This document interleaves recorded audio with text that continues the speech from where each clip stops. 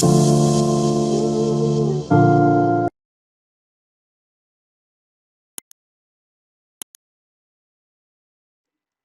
let's get started. Today we are yes, today we are talking about Nmap. So I'm sure you may have used Nmap before in the classes, whether it is CH or CSP or CPENT or whatever. So that the problem is due to time constraints and other situations, we might not be able to go through like deeper into Nmap. So that is why I thought maybe we could spend some time with Nmap with the options and the features it offers. So that's what we are planning to do here. Okay. So some of these options you may come across, you may have used before, and some of them maybe not. So I hope we'll all get something out of it by the time the session ends. Okay. So yeah, with that out of the way, let's start with a simple Nmap help option, and we'll see what Nmap actually offers. So I type Nmap and I hit enter, and I'll be presented with all these options actually. And these are separated with multiple things like target specification, host discovery, scan techniques, like that. We have different sections, and we'll see what kind of things we have in each different sections, and whatever I'm showing you now, the same can also be found at the Nmap man page over here. So when you have free time, if you're interested or if you want to revisit, you can go ahead and explore this. Seems like the link is updated, no problem. Just go to nmap.org, and here you can go to reference guide. There you will have all the options that we are talking today. Okay, so this is a very good resource. I recommend you to explore this when you have some free time, so that you can make use of it and make your Nmap scans even more personalized or tweaked to your requirement. Okay, so let's start with the starting. So that is target specifications. So using Nmap, we can give different types of targets. Actually, we can give domain names, we can give IP addresses, we can give list of IP addresses and all of that. So let's see what do we have here. See, you can pass host names. Host names means uh, just for example, my computer name is Thunderbird, you can give Thunderbird, or your computer name is Kali, you can give Kali. But remember that host name, DNS, resolution should be there, otherwise it would not work. Or in other words, you can give Wipro.com or TCS.com, Apple.in, such kind of domain names, and that is what called host names. You can give it. Nmap will use the backend DNS resolution, and if it can find any IP address for that, it will scan that IP address. Okay. Remember, Nmap can only scan IP addresses. So even if you give IPs or even if you give host names, it has to resolve the backend IPs in order for it to perform the activities. So if it doesn't happen, it will not be able to do that. If your DNS resolution is not good, or if your DNS server is not reachable, you get nothing. Okay. So yeah, like that, you can give host names like domain names, and you can give IP addresses, and you can give network ranges also. For example, as you can see, scanme.nmap.org, that's a host name example. Also, Microsoft.com/24, that is a host name plus network example.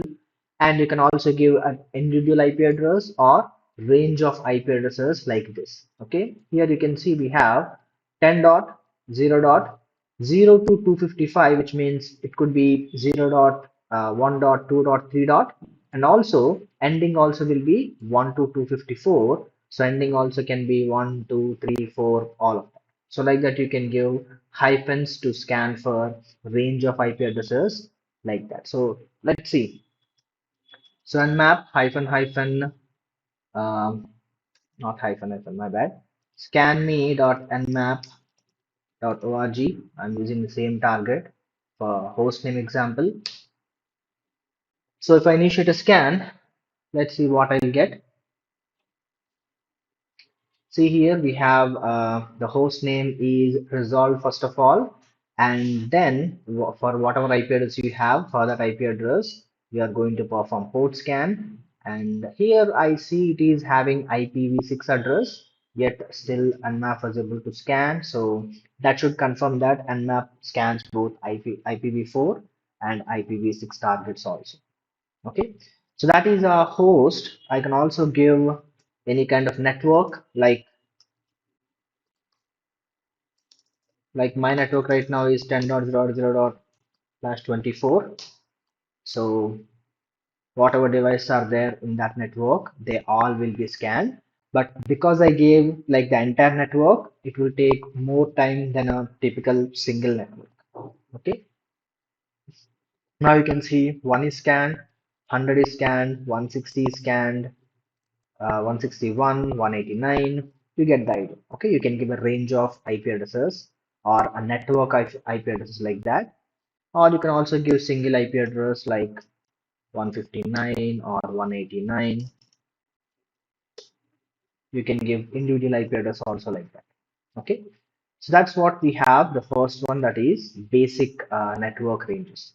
Apart from that, you can also give IL, and you can provide a file name, or you can give IR and decide how many number of devices you are going to scan.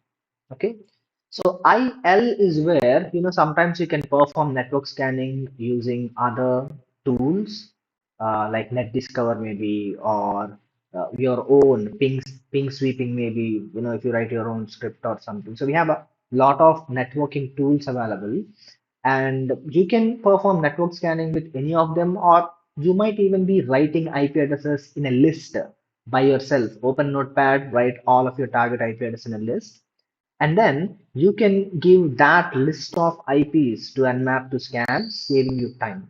For example, here my target will be 236 and 189, 236, 189, 160, and 101. So what I can do is I can create a notepad, nano ips.txt, then I can write my IP addresses.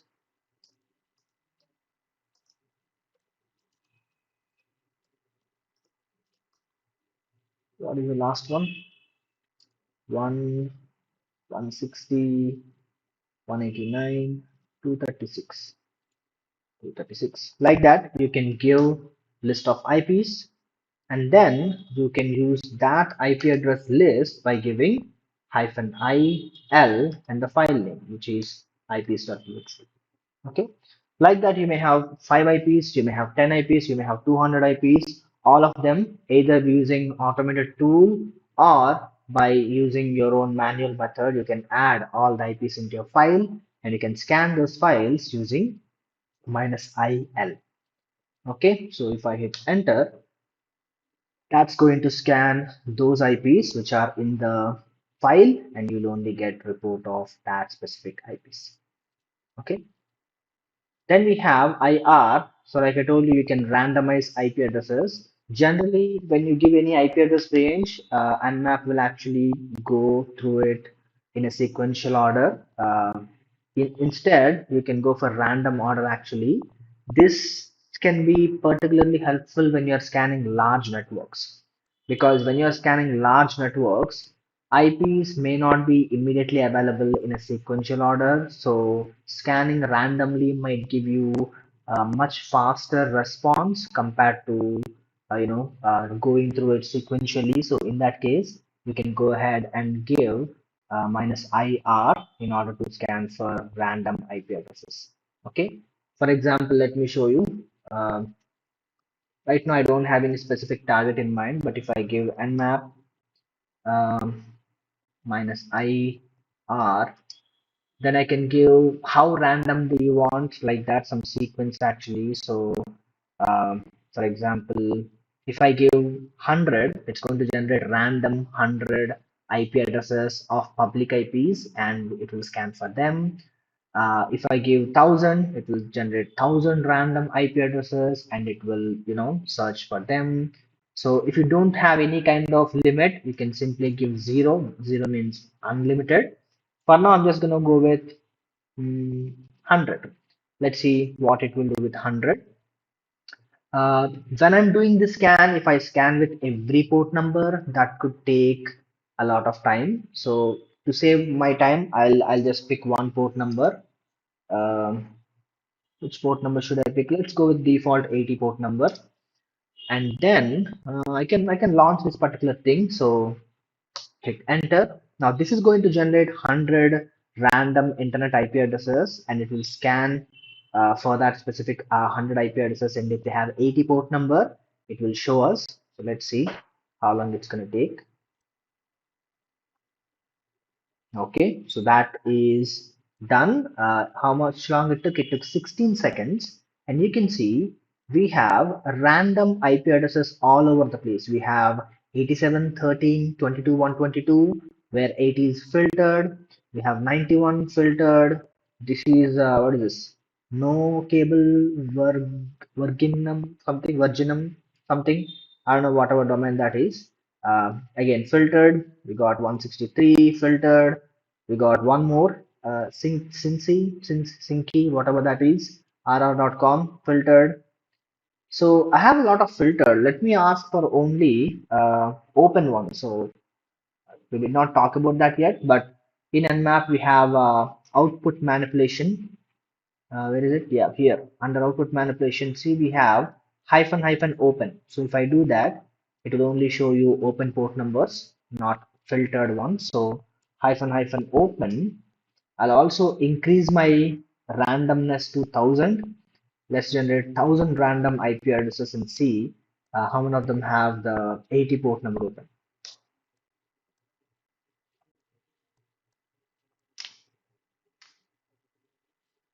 So 100 took 16 seconds. So if I double it or multiple that with 10 more, probably 10 into 100 plus 60, 160 seconds.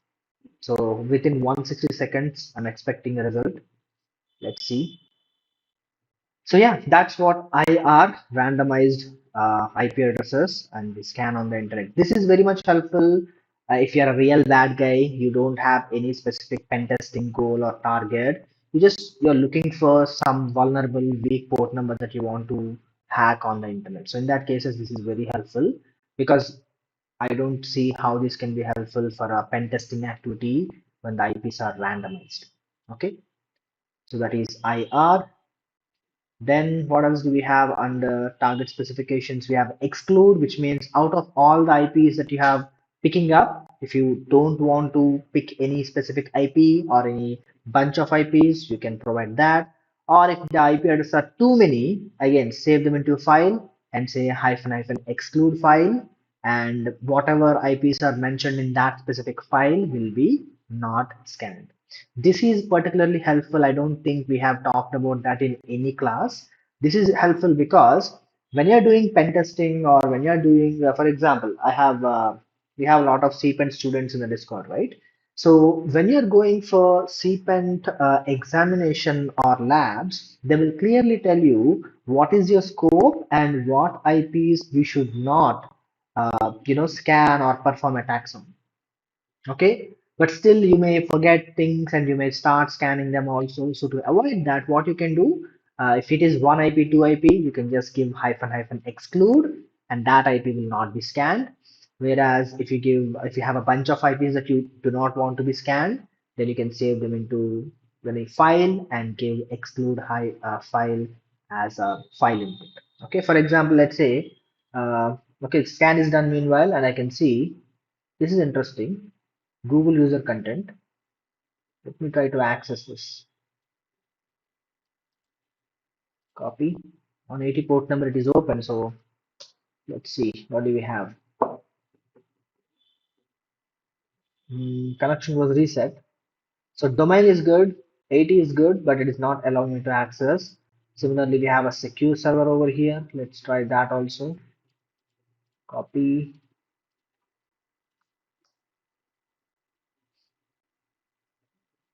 Okay. Precious, precious hospice. Okay. So this is what they have. Host.yes. secure server something. Yeah, like that. Vulch, what is this? Vulter user content.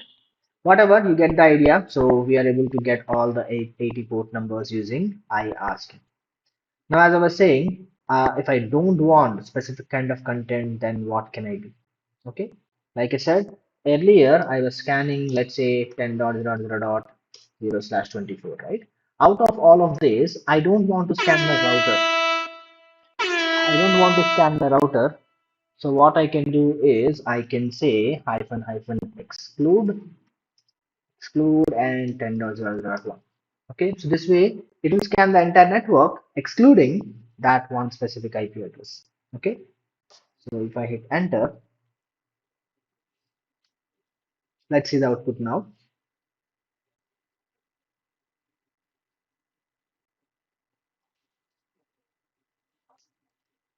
Okay, scan is done. Scroll up and see 10.0.0.1 is no longer scanned, 10.0.0.2 is scanned, but not the one. Like that, I can give multiple IPs using commas or create a file, add all the IPs into the file and use hyphen hyphen exclude to get the similar output, but for huge number of IPs.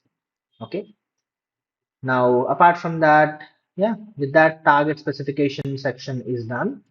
So let's see what else do we have. So next what we have is host discovery.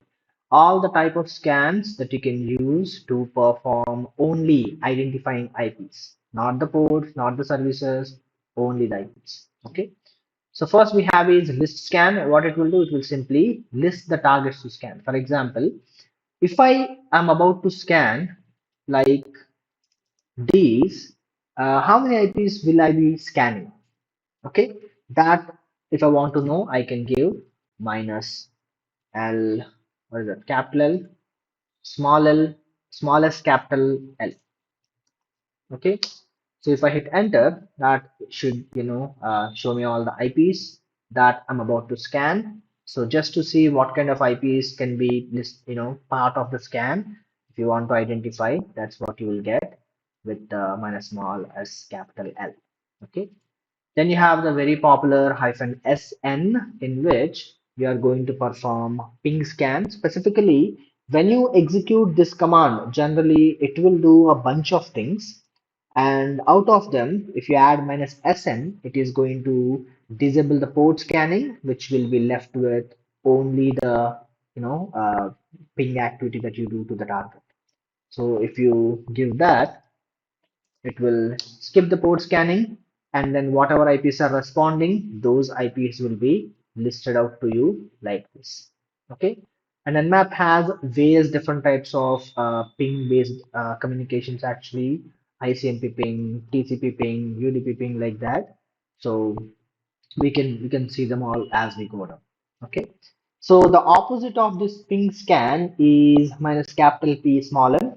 So in the previous one, it will disable the port scan and will only perform ping activity, and in the capital P small n, it will disable the ping scan and proceed to directly the port scan.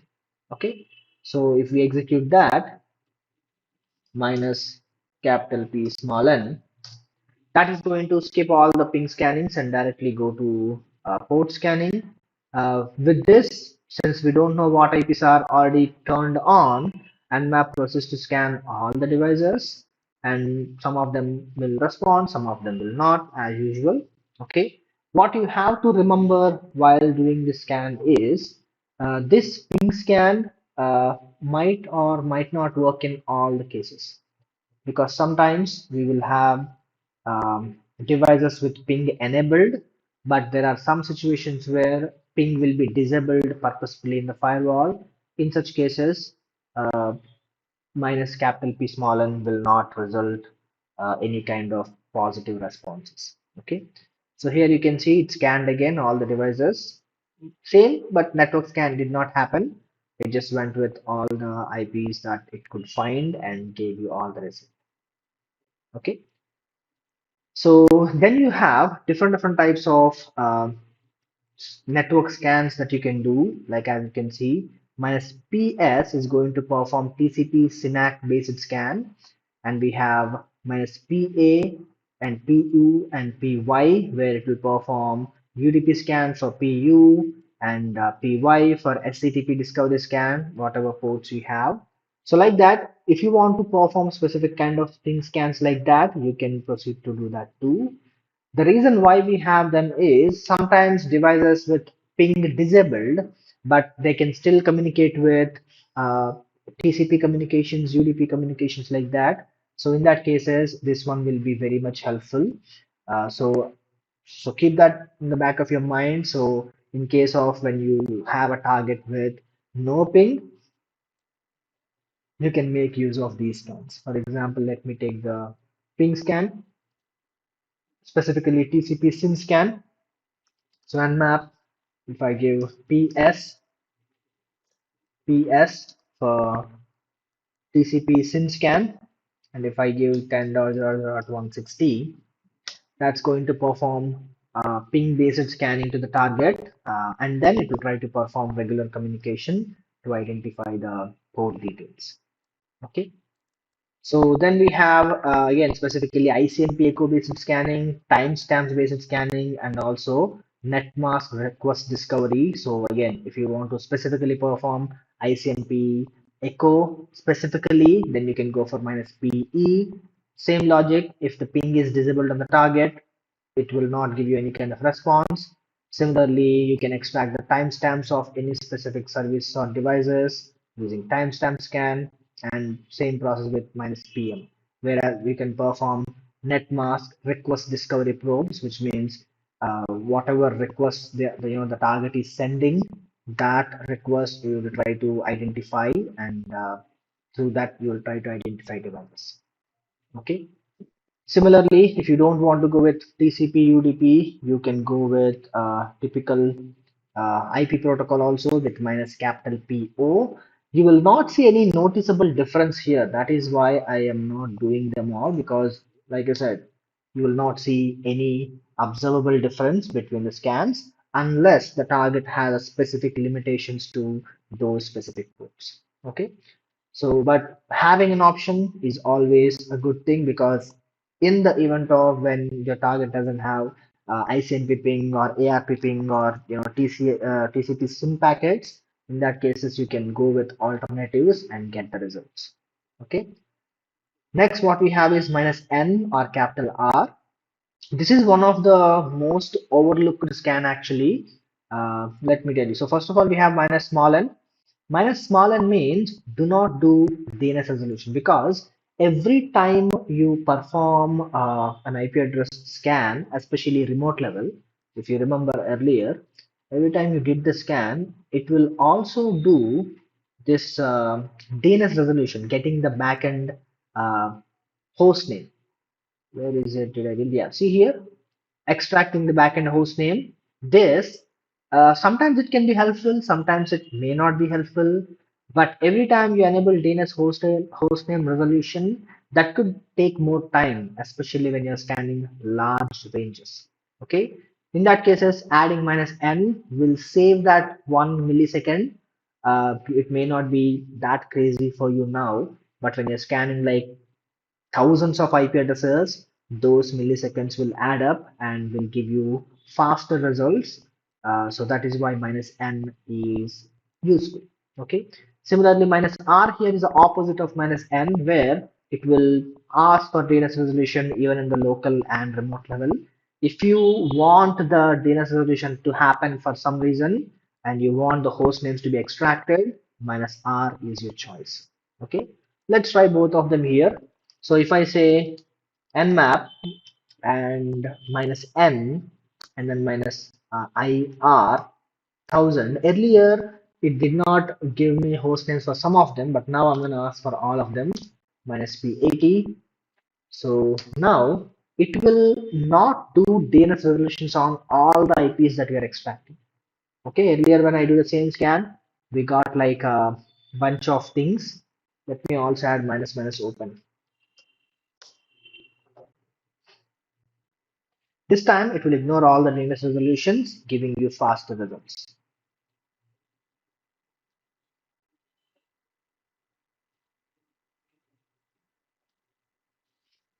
Scan is going on.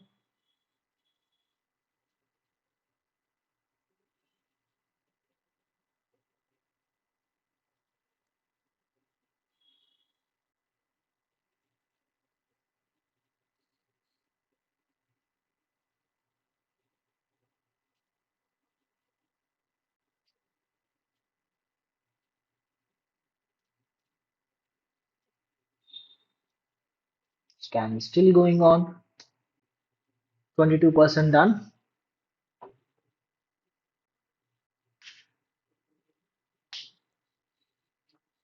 In this situation also, if you remember minus IR and minus SL, if I combine both of them, it will first identify what IP address it's going to generate and show me, and then I can proceed to scanning. So like that also we can do just to see the IPs before you actually ping. We have seen that before. Only 22%, 22% done.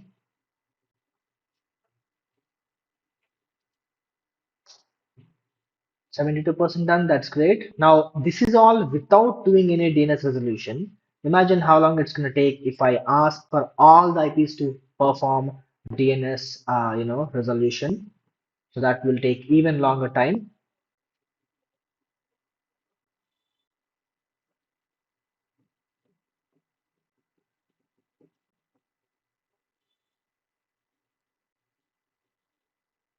Okay, how much is done? 97. That's good, almost there.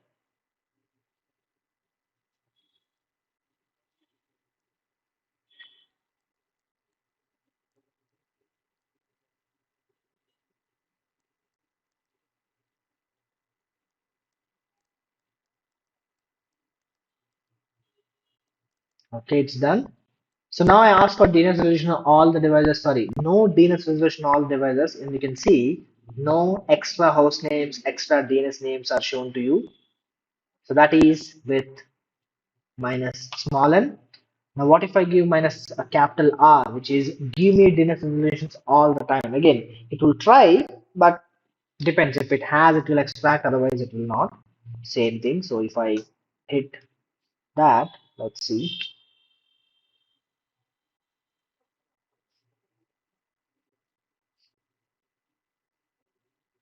This is going to take a while compared to the last one. So let's see what other options we have in this. So apart from that, we have hyphen DNS servers, especially if you want to use a custom DNS server. For example, let's say um, I'm in right now India, right? So if I try to perform scan on any Chinese IP address ranges, my ISP in India might not allow that. Okay. Similarly, if I'm in China and then if I try to access some of the other services like Google service or something, my Chinese ISPs might not allow me to access them. So in that cases, if I want to use another DNS server which is either faster or having more resolution or for whatever other reason for security, if I want to use such kind of DNS servers apart from what I get with my ISP, in that case, I can go with hyphen DNS servers, and that's how I can communicate. Let's say I don't want my DNS communications to be going through insecure mechanisms. Then I can go for maybe Cloudflare or maybe Google's encrypted DNS server and mention that encrypted DNS server here. So my DNS queries will happen through that custom DNS server that I specify. Or I can go with a system DNS, so whatever DNS that is configured in my operating system. Let's say my network may have a different DNS server, but in my computer I can set up a separate DNS server. And if I use hyphen system DNS, it will go with that and it will use whatever is there in the system DNS. Okay. So next we'll see that. See, earlier we did not have this. If you remember, earlier when I'm hitting enter, it simply says ping scan, ping scan, ping scan. But now see, before it does any kind of scan, first it does parallel DNS resolution. Okay. Once all the parallel DNS resolution is done, then only it is going to show you all the port details. Okay. As of now, 1 minute 51 seconds have been completed.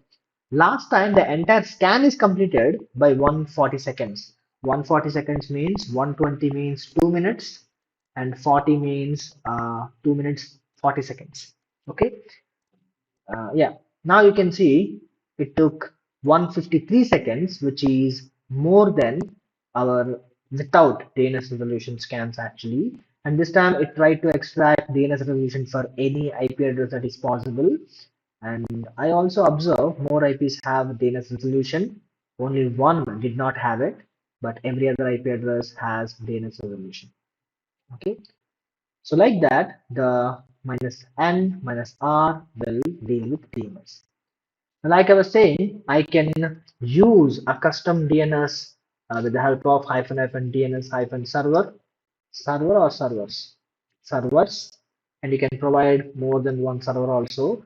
For now, I'll just go with Cloudflare DNS server, that is 1.1.1.1. Now, whatever DNS resolution that I'm doing, all that will happen through Cloudflare as that I provided there. Apart from that, we have more than one. You can provide all of them separated by commas, and you will be able to get response for all of them. Okay. Similarly, you can perform traceroute using hyphen hyphen traceroute. Traceroute is where between you and the target, whatever devices are there, like networking devices, firewall devices, all of them you will try to identify. By default, your system will have 30 maximum traceroute allowed. So if I say hyphen hyphen traceroute, that will also do trace route once the regular scan is done and will give you how long it will take or how many hops it will take to reach your target. So see, now it will take approximately 16 hops to reach the targets. First your router, then go to Hyderabad static VSNL hop, then you go to Mumbai, then you go to Marseille, I think that's also a location. Then it goes to Paris, then it goes to Zio, I guess. Okay. Then in Zio, it went to another thing like IPYX 136.392 model. And then there I see Dell Rapid DNS host is reached. Okay. So which means how many devices are part of your network in the middle, all of that you can see. And some of them are non-descriptive. You don't know what they are because again, due to security reasons and everything. Okay. My command prompt is damaged. Now let me open one more. Great. My machine itself is damaged. Yeah. So far we took a look into host discovery and also we took a look into typical target specifications. Next we'll see what more are there.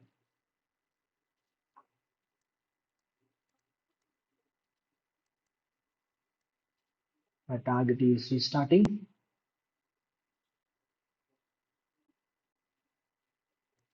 Okay, let's log in.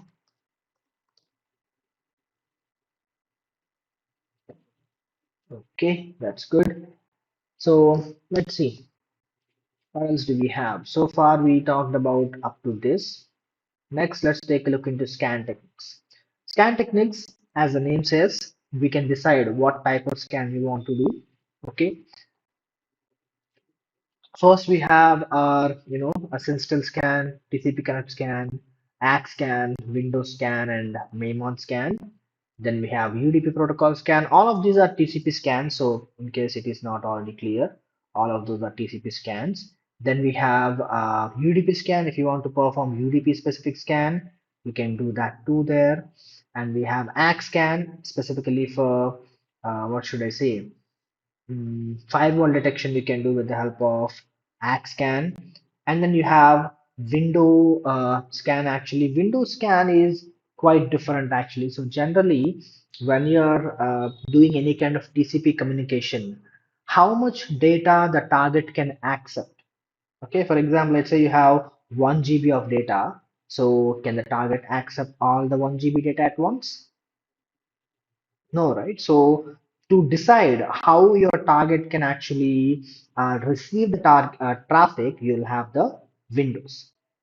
Okay, so it is pretty much like ACK but like I said, it depends on how much data it can accept and all. So it will have a window size. Window size means the size of data it can accept.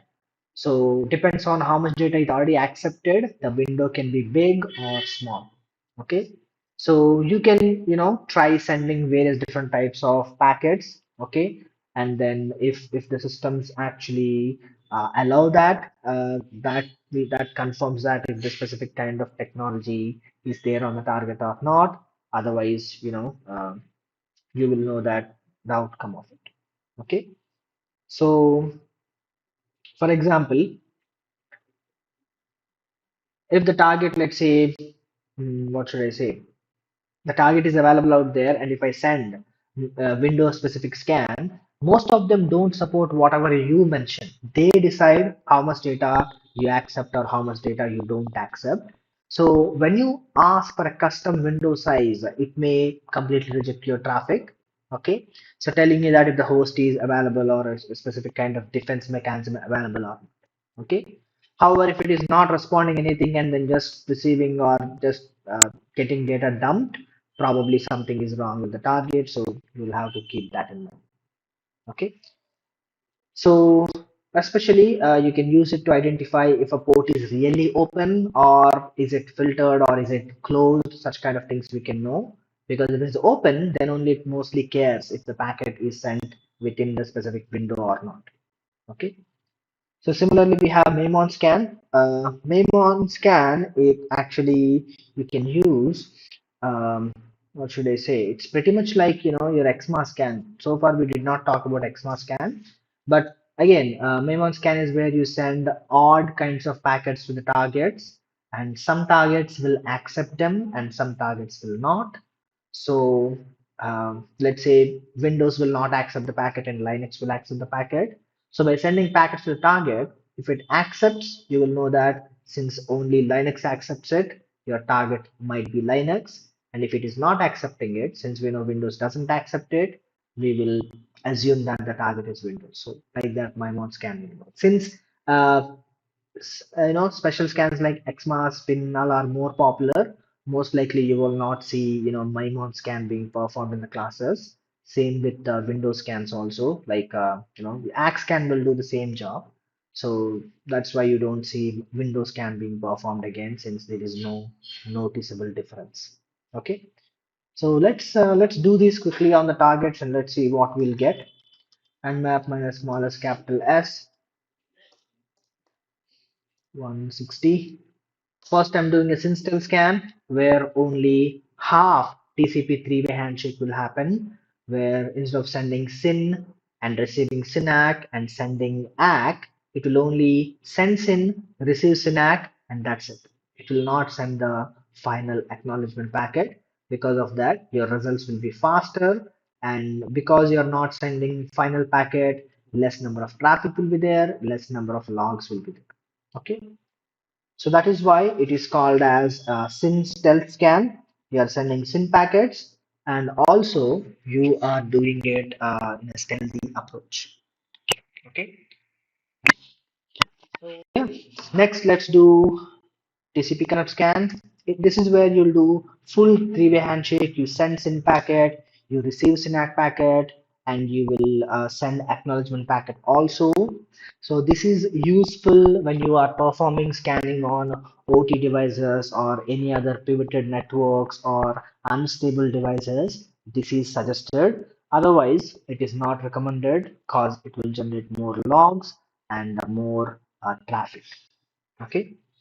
Then you have ACK-scan. ACK-scan can be used to identify if the target has a firewall or not. Okay, see, now it says the target has 1,000 unfiltered ports by identifying if the target has firewall or not. And like I said, Windows scan will do pretty much same. See, it says even though the target has all the port numbers open, it says all the closed ports are there because the window that you set is not accepted by the target. Okay, so next let's do Mimon scan SM. Again, same response. Even special scans also will give the similar kind of response, but in a reverse way. So, for example, if you do it on Windows, they will show you different type of response. Okay. So, yeah. So let's see. So far we have done all these. Then we have UDP scan. UDP being unstable by default, UDP is not selected. But if you want to identify what UDP ports are available on the target, you can perform it. But be ready to wait. Sometimes it could be super quick or sometimes it could be super late. So keep that in mind. So now I launch UDP scan, and if I scroll up, every time you get TCP ports, but with minus smallest capital U, you get all the UDP ports. Let's see what UDP ports will get on the target.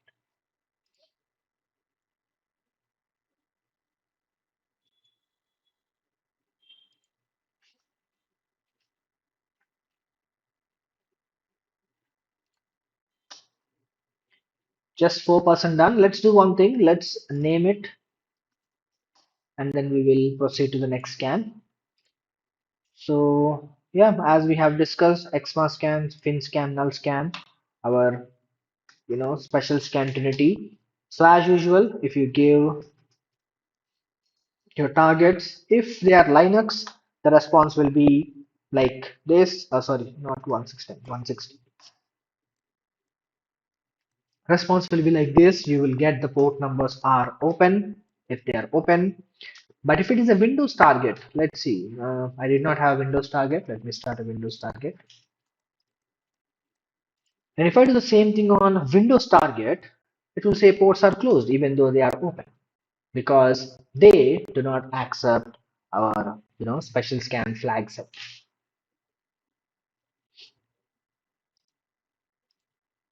Okay, open the command prompt, check the IP address of Windows. One moment. It's in the MAC network. Let me change it to bridge adapter. Now we check IP address again.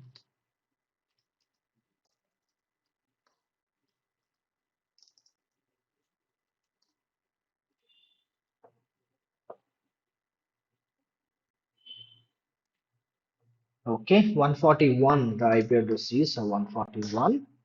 Even though it has port numbers open, when you do EXMA scan, it says port numbers are closed. But when you do a regular scan, you can see ports are open. See? So this way, by performing these special scans like EXMA scan, fin scan, null scan, you can know if the target has, Windows kind of operating system or Linux kind of operating system. Okay. So yeah, let's do the remaining two also. Fin scan, null scan, same output, just like earlier. If you do it on Windows, they'll give you one response. If you do it on Linux, they will give you another type of response. Okay. Here we have done fin scan, here we have done null scan. So again in the EXMA scan, in the theoretical presence, it will send fin push urge flags, which are odd flag set combination. So similarly in the fin scan, you will send the fin packet directly, and in the null scan, you will send a packet without any flags, so confusing any kind of Windows targets, denying or rejecting your packets. Okay. Whereas if you do the same thing on Linux, which is like 160, they respond with ports open like that. Okay. Same thing you do for fin scan, you'll get the response like that. Okay. Let's check UDP scan how much done. 22% done. Okay. So then you have scan flags. If you want to customize the flags, scan flags according to your requirement, you can do that here. Let's say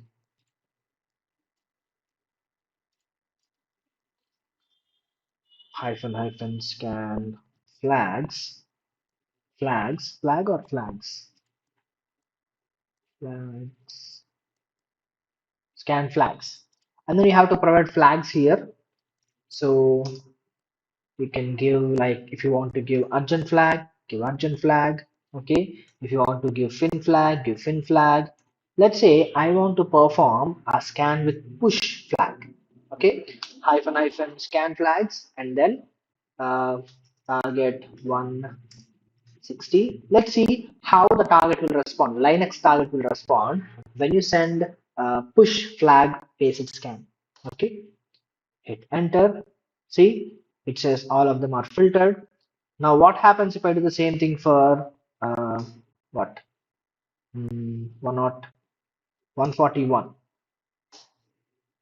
That's a Windows target, and as you can see, it says ports are closed even though they are open. Whereas in the Linux, you can see it says closed ports, and these are all filtered, which means filtered with this flag. But if you do a regular TCP scan, let's say do the same with SYN scan or SYN flag, you might get a different response. See, now they are all open. So what flag it sends, for example, in the TCP scan or an ACK scan or in the XMA scan, they have some port flag sets already. If you want to customize them, experiment with them, different flags and all, you can do that with the help of hyphen hyphen scan flags. Okay, you can give multiple also. I can give SYN and push also here. So like that also I can send information. So like that you can use multiple flags or whatever flags you want to send. So that is hyphen hyphen scan flags. Then we have minus smallest capital I, a zombie scan, also known as idle scan. The concept of this one is very simple. Sometimes in a network, your IP address may be blocked to send traffic to the target, but other machine, other IP address may be allowed. Okay. So in that cases, what you can do is identify that available allowed device IP address, and then you can give that IP address in your scan. So when it is scanning, it will try to use your IP address to talk to the target. Okay. So we can use that with minus smallest capital I like this. Let's say assuming that uh, my IP address, which is what 159, is not allowed to communicate, but 10.0.0.100 is allowed to communicate. In that case, I'll give my smallest capital I and 10.0.0.100. So Nmap will try to send packets, through that particular machine or with that specific machine IP address. So target will, might get confused and give you response. Okay. So yeah, let's execute.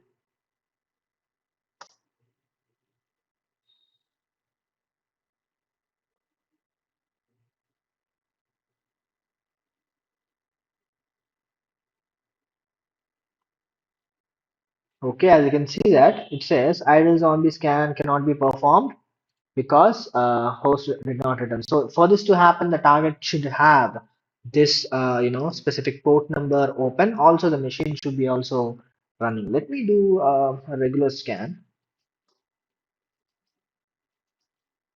Let me do a regular scan. Okay, we have all these ports. Now, which device should I take? Let me find out open ports.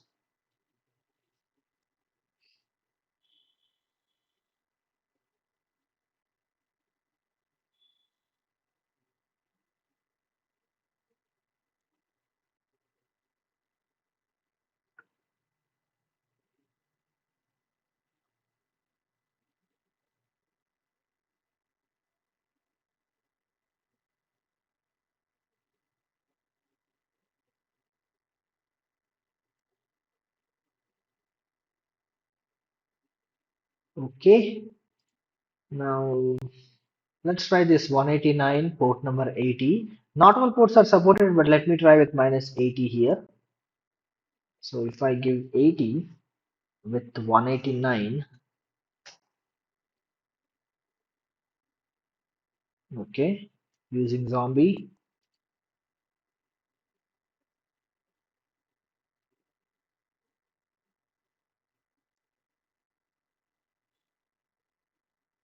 it's trying something. Let's see what it will do.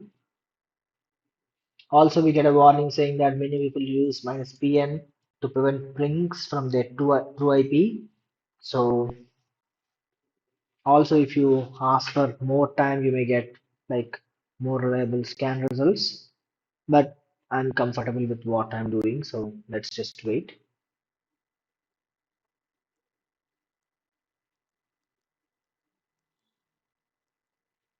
I should have removed the scan flags. They're odd. Since we're already doing advanced scan, it doesn't matter. So let me scan now. Okay.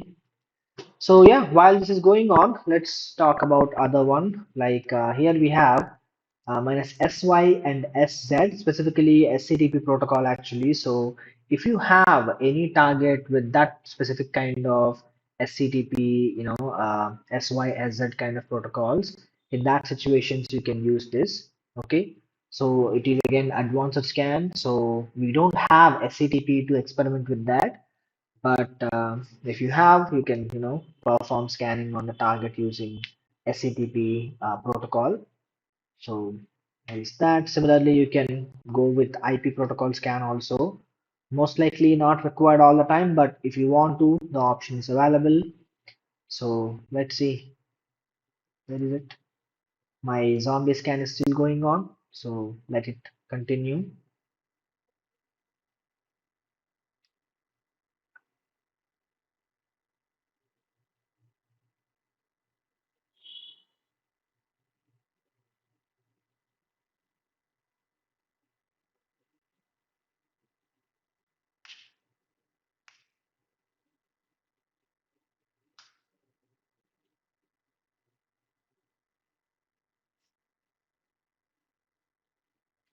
Wow, taking a whole bunch of time. So yeah, similarly we have minus B if you are performing any kind of you know FTP bounce based scan. If you want, you can do that here with bounce. Okay. So in other words, FTP protocol allows what should I say? Um proxies. Okay, in other words, in simple words, proxies also known as relays. So which means your traffic will not go directly to the target, it will bounce off or it will relay through, or it will proxy through some other target. So that target you can provide here. So if you have two targets with FTP, and if one of them supports FTP bounce mechanism, then you can use it to send traffic through that particular device. Again, another bypass or what should I say, evasion kind of technique actually. So there is that. What happened to my UDP scan meanwhile? That is also still going on, 70% done. Meanwhile, my zombie scan completed and it said, sorry, unable to obtain meaningful results from the proxy. So it doesn't say anything wrong from my side. It simply says the proxy did not respond properly. So So yeah, anyway, this is how you can provide the idle zombie device. So essentially, it will try to use that another turned on open port machine to send traffic to the target. Okay. So again, we could not get anything meaningful out of it, at least now. So, but the option is very cool and advanced. So it's better to try it out when you have any kind of complex networks. Okay. What about UDP scan? 74% done, probably 2 more minutes it will take. Meanwhile, we have port specifications, and this you may have used it multiple times. You can give minus P, okay, and after minus P, you can give single port, or you can give two ports, three ports using separated by commas, or you can give port ranges using hyphen, okay. So also you can give minus P minus to scan for all. That is same. So if I say nmap 10.0.0.160, you can use single port, you can give two three ports like that, or you can give a range of ports like that, or you can also give all ports using minus p minus.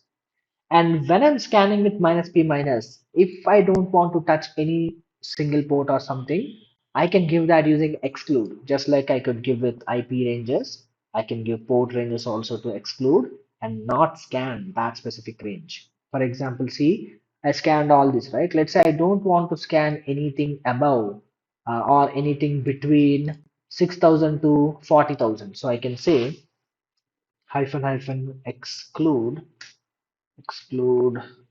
and what? Exclude hyphen ports, then I give 6,000 to 40,000. Okay, now same scan will be done, but anything between 6,000 to 40,000 will not be scanned. As you can see, 6,000 to 40,000 no longer exists. Okay.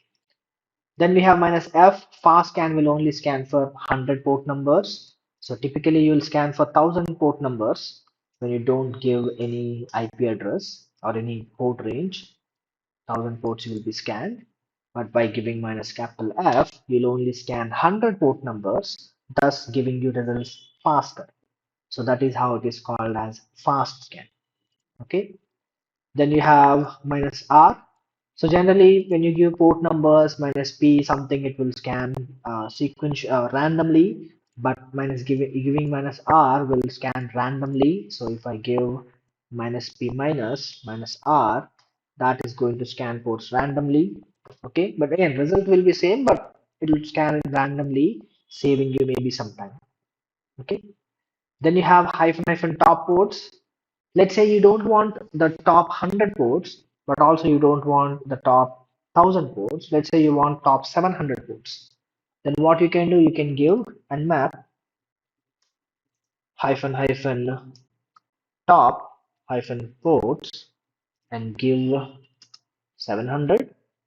That is going to scan only top 700 ports, not 1000 ports. Okay. So like that, you can decide how many ports you want to scan in the top list. Similarly, we have ratio. Again, I'm not very much good with math, but you can give ratio of how much top ports and how much unpopular ports you want to scan. If you want to give that, you can give that. Okay.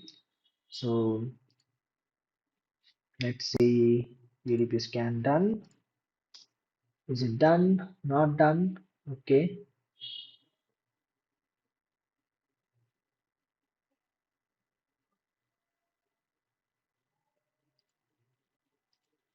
95% done. Let's get this over with.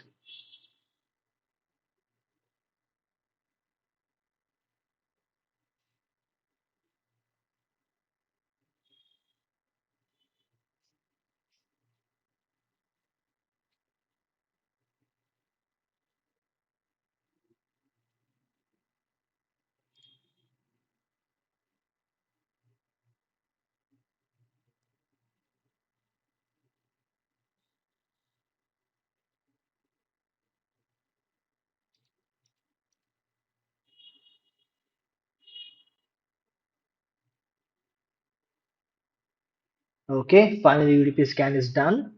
And here I can see that UDP scan, UDP port results 53, 68, 111, 137. All of them are UDP ports now. And most of the times people will forget that UDP ports exist.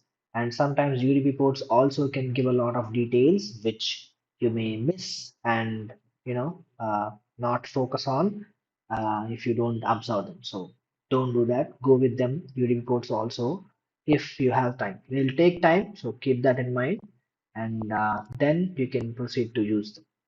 Okay, so with that, port specification scan order is also done. Next we have service or version detection scan, and also we have script scan. Let's talk about both of them because pretty much they are the two options. Okay, service and version detection scan you can do with giving minus smallest capital V. Like here we only have port state service, but by giving minus smallest capital V, you will be adding one more extra column called as version.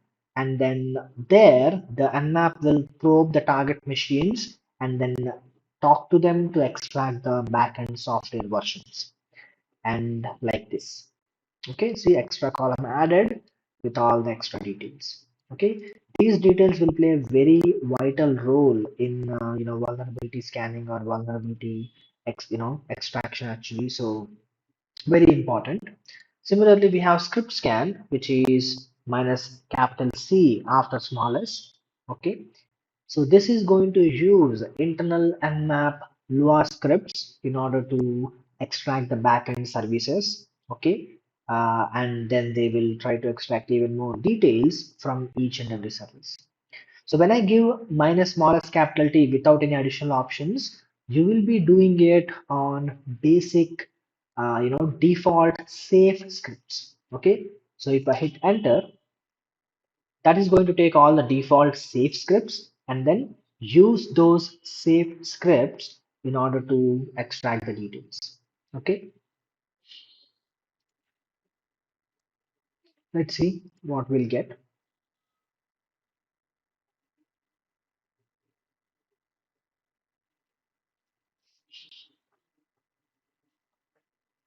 Since each port can have multiple different type of script options, this will take more time than what we could generally take. So obviously it will take more time.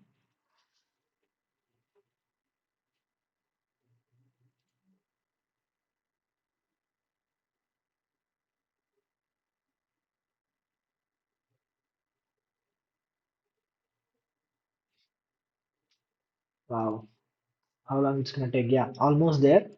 96% done. Let's see.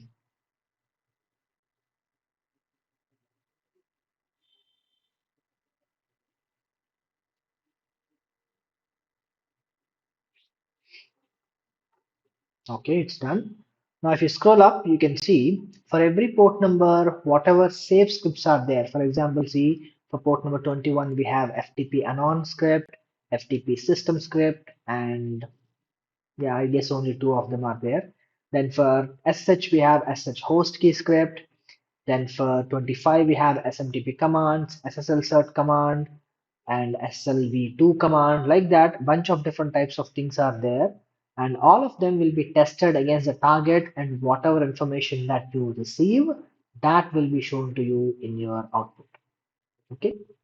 So again, more about this we'll talk in a moment. Now let's see what more options we have under version detection scheme. So by default, you'll go with the basic thing actually like a default option.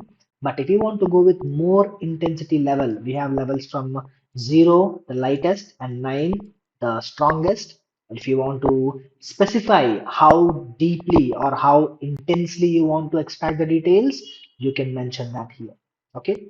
So for example, let's go to our here hyphen version hyphen intensity. Let's say I want to go with 7 intensity level. Okay, so if I hit enter, smallest capital V as well. Now same version detection scan, but the amount of information we try to extract or the amount of depth it goes into will be more. Okay, so probing with more protocols and trying with more values, all of that it will try to do the more intensity you give. Let's say, what if I give 9 intensity, the maximum? Okay, trying all the protocols, all the mechanisms.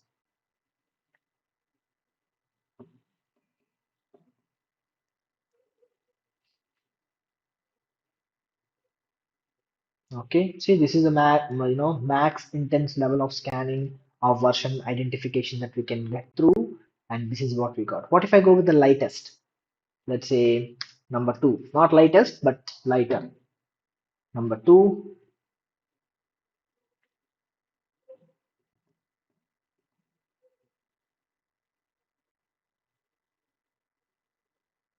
Okay, see here, when I went with number 2 intensity level, you can see that 2049, no information, 513, 514, no information, and 111, no information. Total 4 port numbers did not give any response.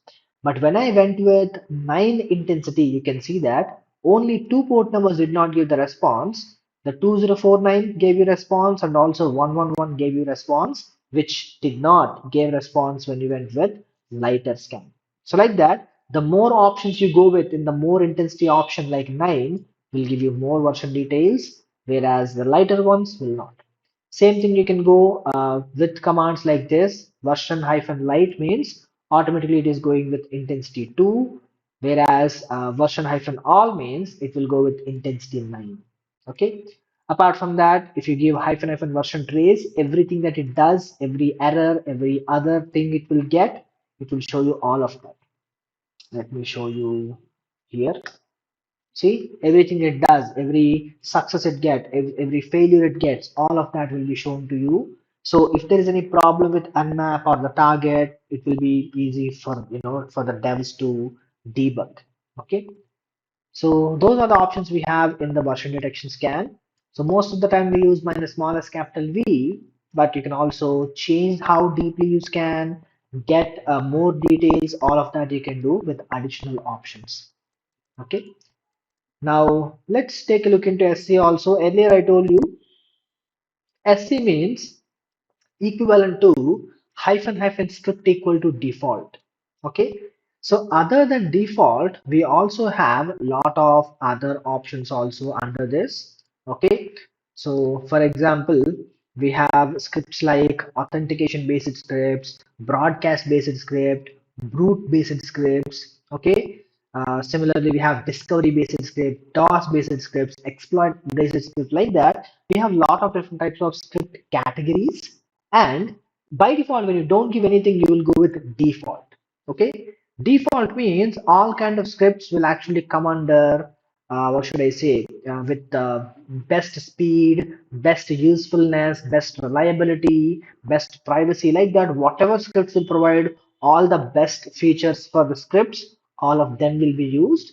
If you don't want that, you can go ahead and use a different one as well. Okay. For example, like this, you can give hyphen hyphen script equal to, and then give any kind of individual script or folder, list of file folders, or you can give categories also. Okay, let me show you. So here we did earlier default one, right? So let me do another one. 10.160. Then if I say hyphen hyphen script equal to, let's try discovery scripts. Let's try all the discovery scripts. Okay. Nmap might have a lot of discovery scripts actually. Now, by providing this, it is going to use all those discovery scripts and will try to run them. Some of them may take shorter time, some of them may take longer time. Let's see what we will get. Okay. Already I see a lot of information on screen. Pre-scan results. These are all pre-scan results, it says. Multi-cast values, MLDs, IPv6 details. So like that, you can give categories. Like I said, we have vulnerability categories, version categories, safe category, malware, intrusive, fuzzer, external, exploit, DOS. All of them are available. Like I said, you can find more under nmap.org website. So explore it when you have some free time. Wow, still scanning. I should have went with maybe any other. Oh, at least 99% done. That is good. It's been 2.5 minutes. Let's see what it identified.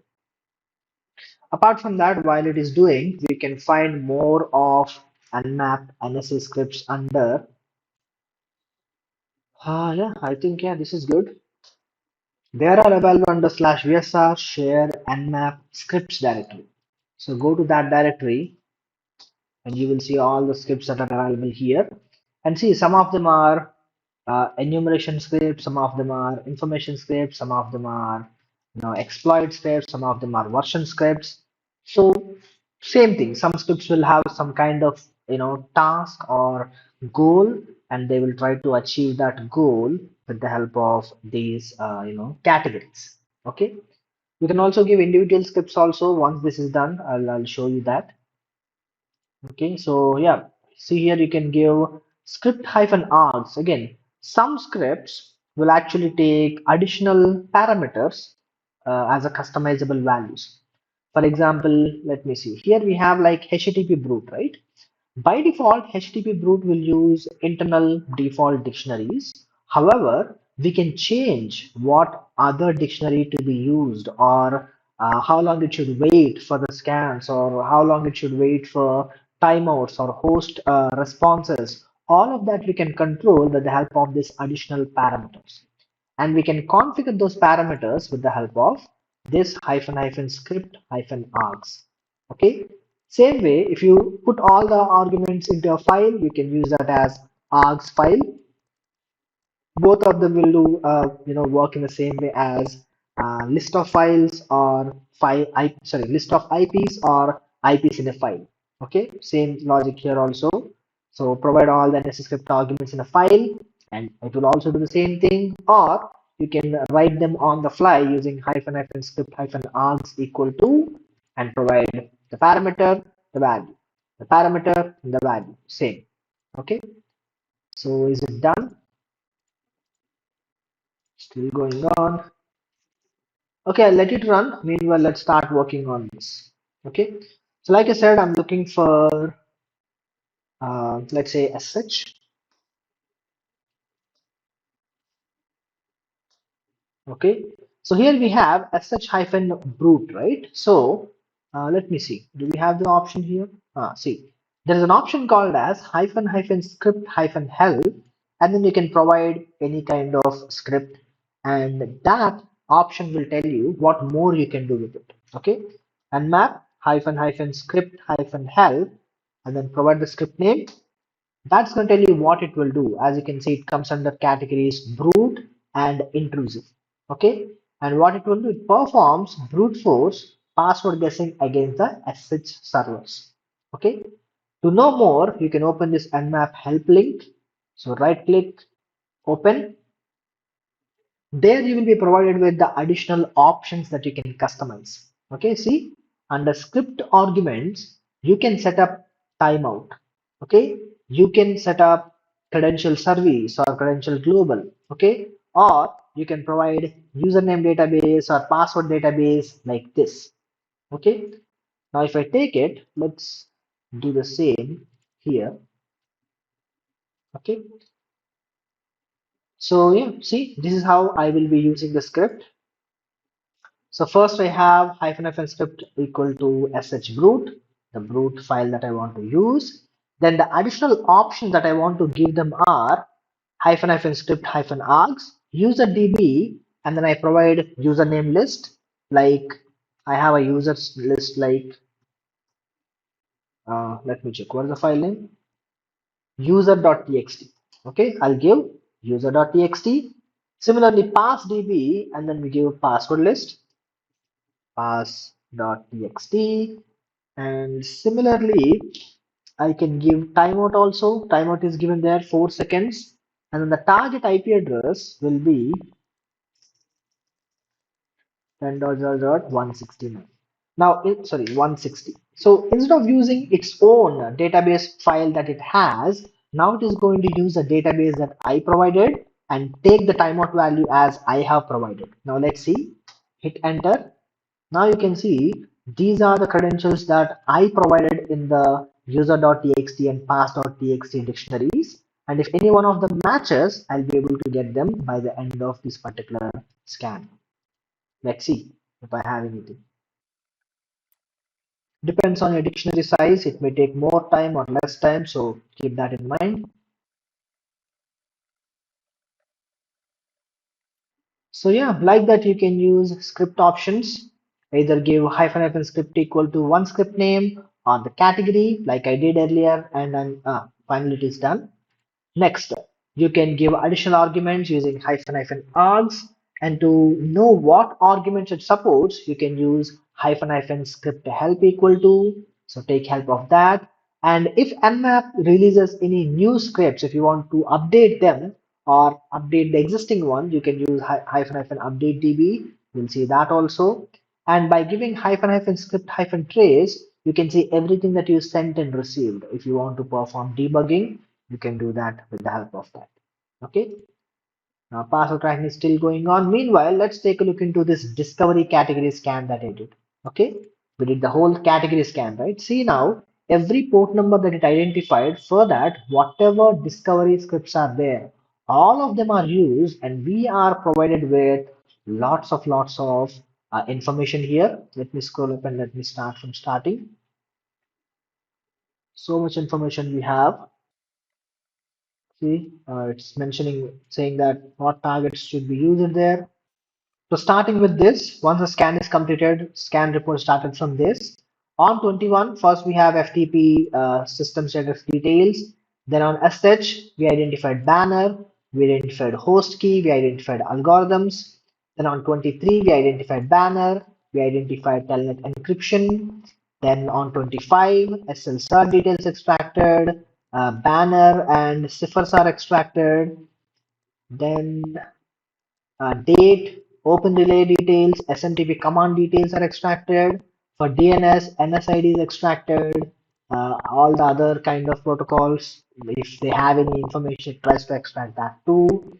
For HTTP, it identified date, mobile version checker, chrono, feed, authentication finder, and under authentication finder, it identified several links which are actually there. If you open any of these links, you can see the login forms it identified.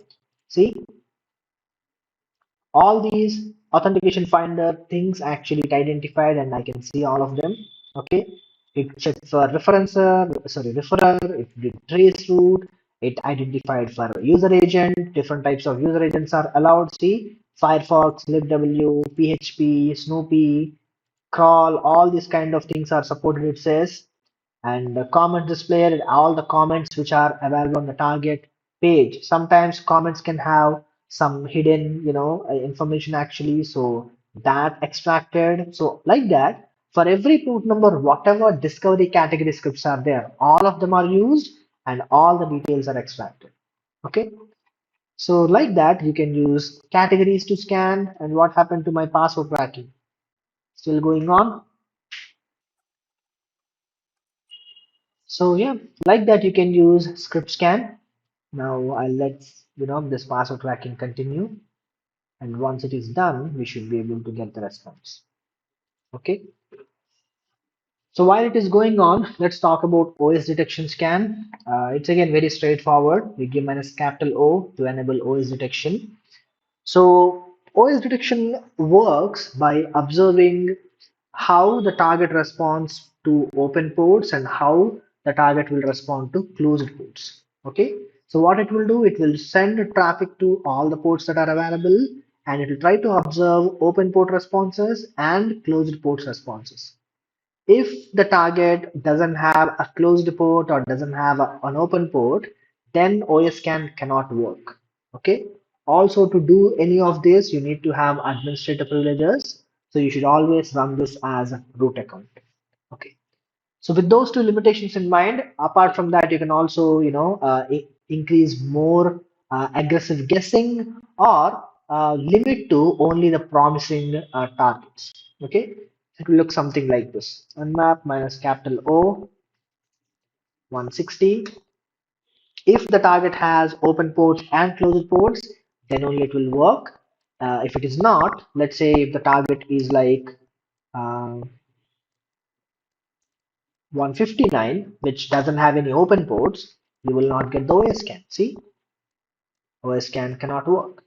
Okay. Similarly, if the target has all open ports only, for example, minus P I gave only 21. Only open ports we are giving, not closed ports. So if I hit enter, that also cannot work perfectly. See, warning, OS scan results may be unreliable because we could not find at least one open port, one closed port. Okay. So like that, minimum one open port, minimum one closed port is must, and you should always run this with root privileges. Now on top of that, like I said, you can increase or decrease the aggressiveness using hyphen hyphen OS scan limit or hyphen hyphen OS scan guess. Limit will go light and guess will go more aggressive. Okay.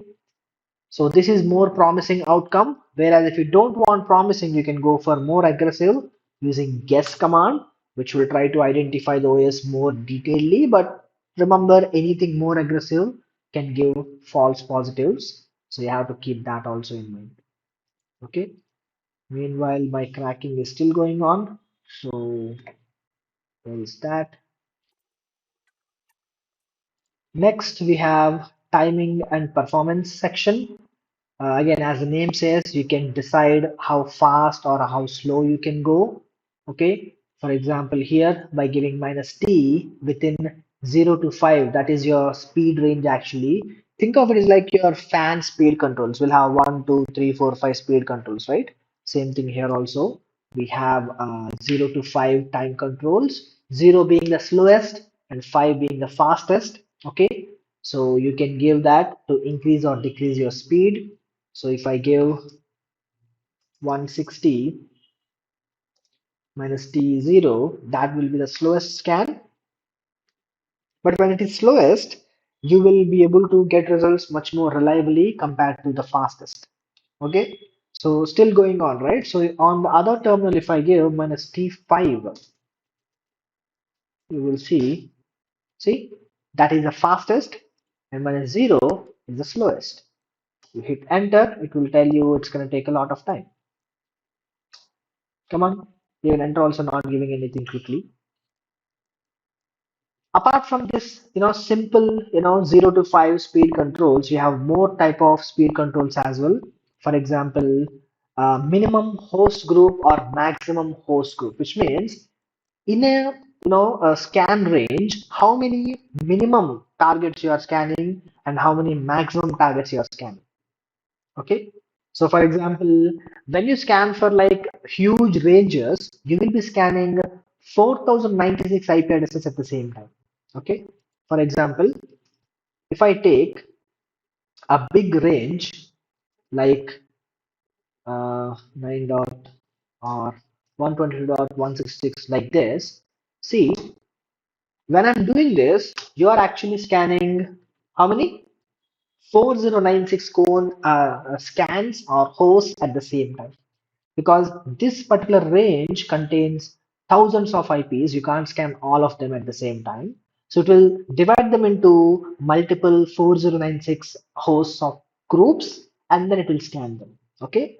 So I can either increase this number or decrease this number with the help of this minimum host group and maximum host group options. Okay. So that's what I can do here. So yeah, um, let's do that. Now if I do the same thing, saying hyphen hyphen min hyphen host group, min hyphen host group, and I'll say 1024. Actually, now it is going with sorry, minimum, right? Minimum, if I say 8192, I'm assuming that is correct. 4096, 4096, 4096 into 2. Yeah, 8192. So earlier, the maximum number of scans it's going to scan are 4096, right? Now, if I say minimum host group itself is 8192, let's see how many devices it will scan at the same time. Okay. See, it says you specified a highly aggressive minimum host group. So if I hit enter, see, earlier it is scanning minimum 4096, but now it's scanning 8192 at the same time. You can decide how many machines it will scan at the same time. Okay. Similarly, if you want to reduce it, you can give maximum host group and then give, let's say, 100. Then it will only scan 100 computers at the same time, or let's say 128. Now you can see, okay, is it not that? What's the command? Max host group hyphen hyphen max hyphen host. Yeah, that is correct. Mm, max host group.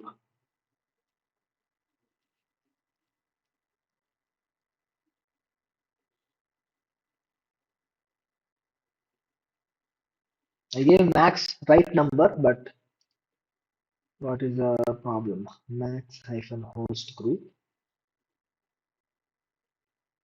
Min is accepted immediately, but max is not. Let's try again. What if I give 8192? Will it work? Yeah, max is not accepting for some reason.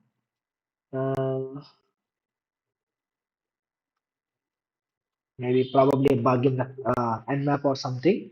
But anyway, if it works effectively, it should take whatever value you provide like this and affect it like this. But when I do the same thing for hyphen hyphen max host group, for some reason it is not accepting. Either I give lower or I give higher, it is going with the default option only. The syntax is also right only, max max hyphen host group. Same value, it's not even different. Okay. So anyway, like that you can give minimum maximum. Probably with the next Nmap update, it should fix it. Then we have minimum or maximum parallelism, which means generally Nmap will not scan like one device only at a time to save time. it can scan multiple devices. So you can control how many more or less number of communications you can send at the same time. Obviously, the more you give, the faster it will be completed, and the less you give, the slower it is going to take to complete. Okay. So then we have minimum RTT, maximum RTT, and initial RTT. So generally, RTT means retransmission actually. So retransmission means in TCP, when you send any type of packets, you send 100 packets, not all the time all 100 packets will be delivered. Sometimes 70 packets will be delivered. Sometimes 75 packets will be delivered, like that. Okay. Whatever packets are dropped, the target will ask, hey, I lost these packets in the transmission. Can you send them again, calling them retransmissions? Okay. So these retransmissions you can control with the help of this, again, minimum, maximum, initial retransmissions. So by sending RTT timeout, you can decide for how long you will wait for that particular retransmission request. If it is taking more than the timeout that is given, it will, not send them or not receive them. Okay. Similarly, you can control how many maximum retries you will do. So if you are not able to connect to the target once, how many more times should you try? Okay. By default, it will be maybe 3 or 5 times. You can increase it or decrease it with the help of maximum retries. Same thing with host timeout also. Generally, timeout means you try to talk to the target and in response, you wait for the target response. How long should you wait? That is called timeout. So by again providing the time, you can provide time in this following format. You give like 30 M for 30 minutes or 20 S for 20 seconds or 50 ms for 50 milliseconds, like that. You provide a time, and up to that time it will wait or not wait after that time, depends on whatever time frame you provide. Okay. So this is helpful if you're dealing with a very slow target or very fast target, like that. So if the target is very slow, it may not respond to you quickly. So by increasing the host timeout, you will get better responses. And similarly, by if the target is faster, by decreasing the timeout, you will be able to get results much faster. Okay. Similarly, we have scan delay or maximum scan delay. So especially if the target has any kind of defense mechanisms and you don't want to get caught, or maybe the target is too delicate, if you send so many packets, the target might crash. In that cases, you can use a scan delay to wait for some time before you start scanning. Okay, so for that situations you can use, again, you can provide time, 30 minutes, 20 minutes, 20 seconds, whatever time you want to give, you can give. So it will wait between those scans so that not you will give the time for the target to collect itself back and then respond to you again. Okay. Same way we have minimum number of packets, maximum number of packets to be sent. Okay. So give like, let's say minimum rate 100. Let's say if I give for a scan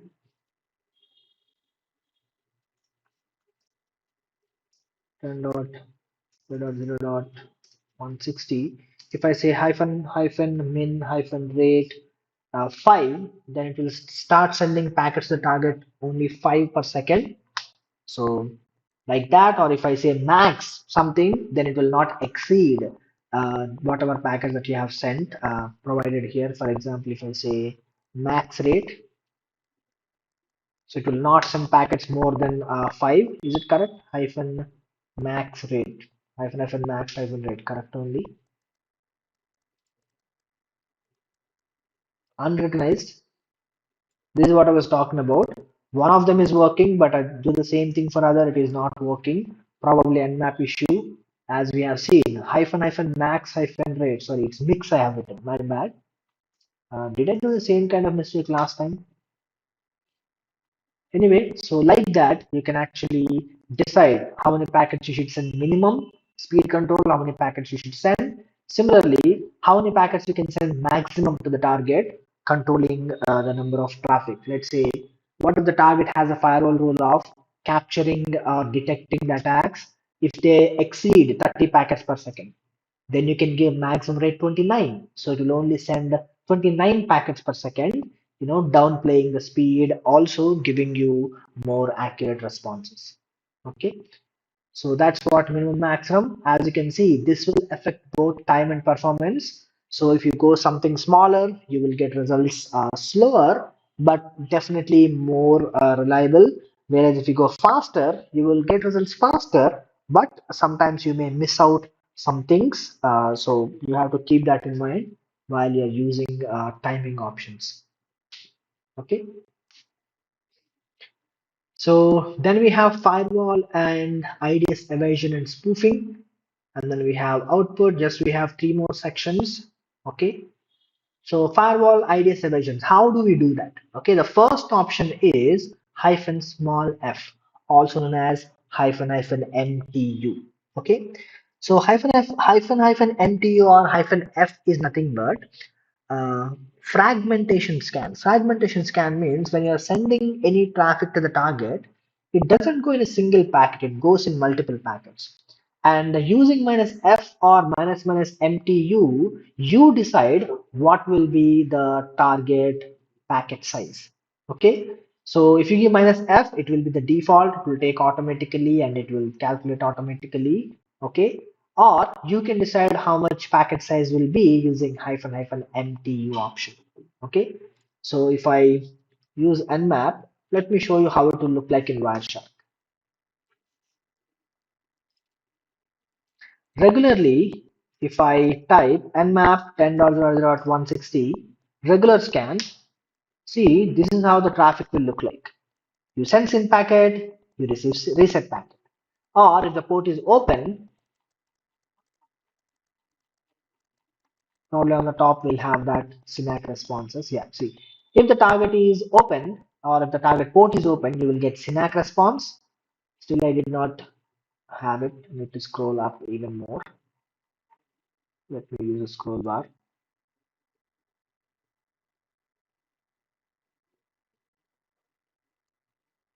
Okay, so see, you send SYN packet and you receive SYNAC packet like this.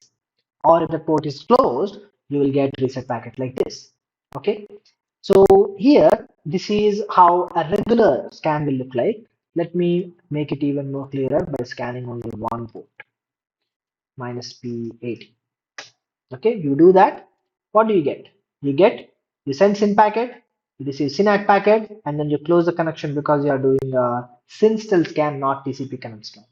However, same scan, if you do with fragmentation scan, see how it will look like in Wireshark. See, one packet, it's not sent as a one packet, it was sent as two packets fragmented like this. Okay, so that is what you will do in fragmentation scan. You cut the packet into multiple pieces. By default it went with three pieces, sorry, two pieces here. Okay, if there is any signature within that particular packet, it will be broken down and you will no longer be able to use it to to detect or to get detected. Okay, whereas if you have any kind of specific value in mind, you can give that also. Okay, so let me do that. We can give minus MTU and give a value. Let's say, what if I give let's see, hmm, we need to give a number. Let me give 8. Okay, so now let me restart. Okay, now you can see again fragmented into two packets, right? What if I increase that to 16? Any difference? Okay, now you can see that the packet is only sent in one specific thing, not two. What if I go with 24? Scroll down. Did I miss anything? Let's see. Okay, now you can see the fragmentation did not even happen. What if I go back to 16 again? See, when I do 16, one fragmented packet was able to identify. And when I do 8, two fragmented packets are identified. But when I do 24, we can see that the packet is so fragmented, Wireshark was not even able to identify that there is a packet that got fragmented.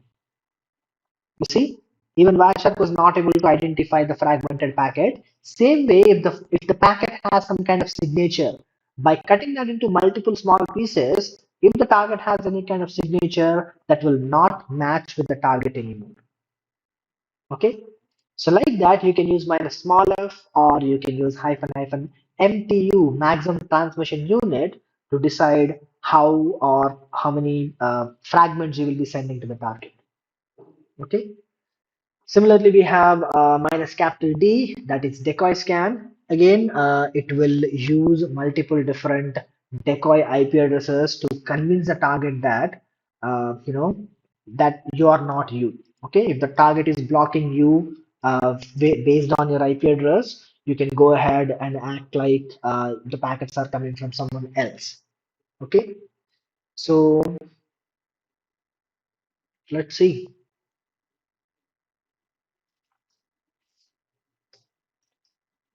160 minus D 10.0.1. So if I give this, what happens is I will scan, but Nmap will send to the target scan packets with the target decoy IP address, which is 10.0.1 also. Okay. So in this case, the target will receive like more kind of IDS detections and such kind of things. So that might think them, or that might make them believe that their IDS is malfunction. Okay, so if I give like multiple IP addresses, 10.0.0.1 naught, let me do one thing. Let me set up a snot here so we can understand it easily. Okay, is my IP address correct? 159 it is. I believe the IP address may be wrong. Yeah, wrong.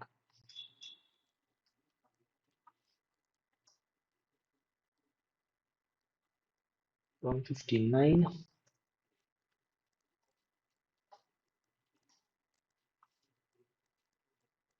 Starting snot now, and if I go to another attacker machine, let's say this attacker machine. So generally, if I perform a scan right now from the parrot machine, it will detect that from parrot machine. Let's see. If I open tool and map minus smallest capital X 10.0.159, what happens? It will detect my IP address like that. Okay. But if I do a decoy scan, if I give 0.1, comma 10.0.189, comma 10.0. What is my IP address anyway? 236 is my IP address, 189 and also 10.0.2. Like that, I'm giving multiple decoy IP addresses. And if I hit enter, see here, now not only my IP address detected 236, but it also shows 0.1, 0.189, 0.2 also, which are innocent devices. Okay, they did not even know that I'm doing the scan, but on the target, it will look like what?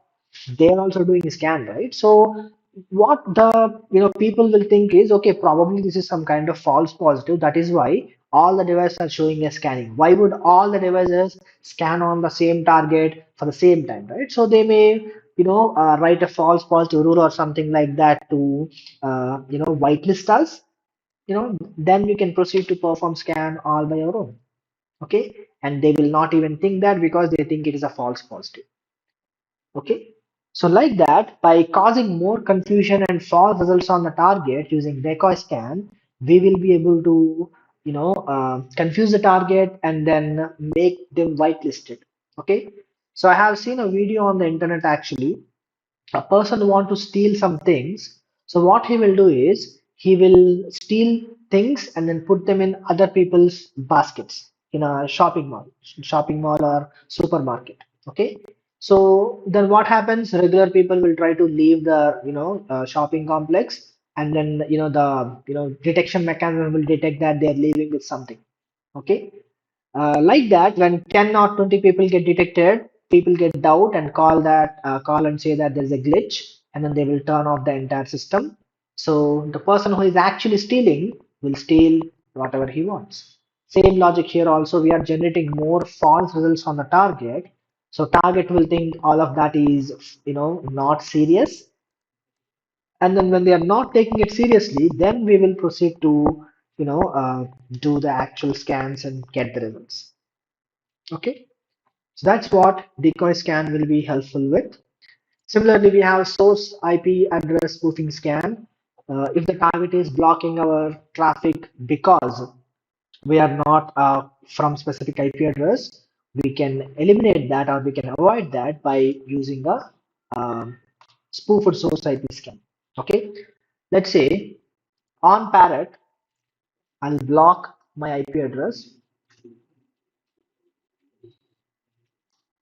Okay, right now there is no blocking, but if I say IP tables minus A for adding minus P TCP minus S for source IP 10.0.0.159 minus J drop.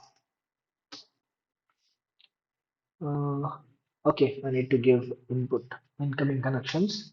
Okay, now if I verify, see anything that is coming from 159 will be blocked right now. So if I say nmap 10.0.0.236, let me open some ports.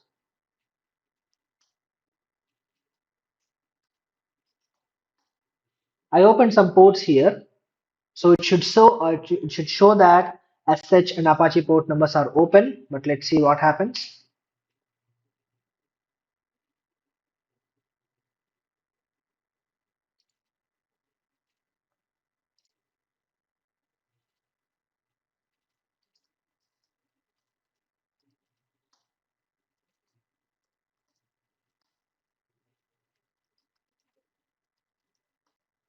See, it says, sorry, all the 1,000 ports are filtered. You can't access the target.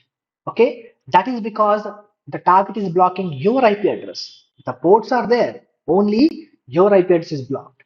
How can I confirm? Say I have one more attacker. In this attacker, if I do 0.236, let's see. See here, the target actually has port numbers, but only they are not allowed from your IP address. Okay. In that case, what I can do is, since my IP address is blocked, I can use any other IP address which is not blocked to perform the scanning.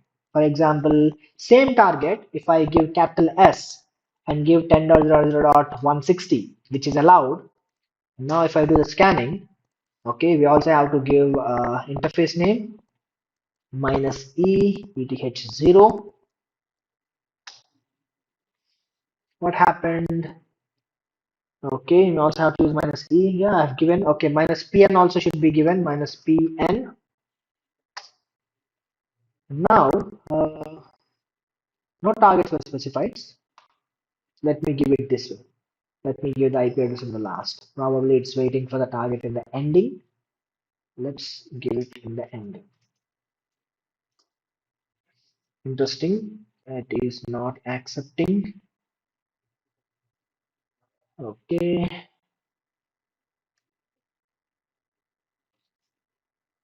Okay.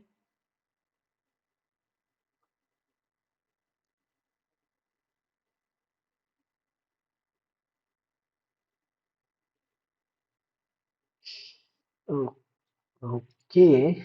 So I think why I understand why they are not coming, because the target is there, but when you're giving the target IP address like source IP address as 160, the responses will also go to 160 from the target perspective, right? So that is why you're not getting any responses. So it's a very potentially very good thing, but since the target doesn't forward the packets back to you, you will not be able to get the response here. But a very interesting option, definitely, to pick the IP address that they'll see. At least just like earlier, you can cause a lot of decoys. Okay, if the target has any kind of IDs or something like that, they will receive scan packets addressed with another target, and they may try to investigate them. And like that, if you do it like 3 4 times, what happens? They will again think that some kind of false positive are going generated. They may, fix them or try to fix them, and in the process, they may, make it more accessible or more open, just like in the decoy scan that we have done before. Okay. So yeah, that is source port scan. What else do we have? We also have specific interface. We have used that also earlier, minus E interface. So especially when you have like, what if you're connected to LAN network and also Wi-Fi network? In that case, if you want to use a specific interface to perform scanning, you can use minus E. Especially when you're connected to VPNs, this one can come in very handy to eliminate any kind of confusions and go with specific interface all the time. Okay, that is minus E for interface. And again, minus G, also known as source port scan. I think this I can show you. Let me go to the target. This time, the scenario is like this. Let's say in my network, I want IP tables minus F.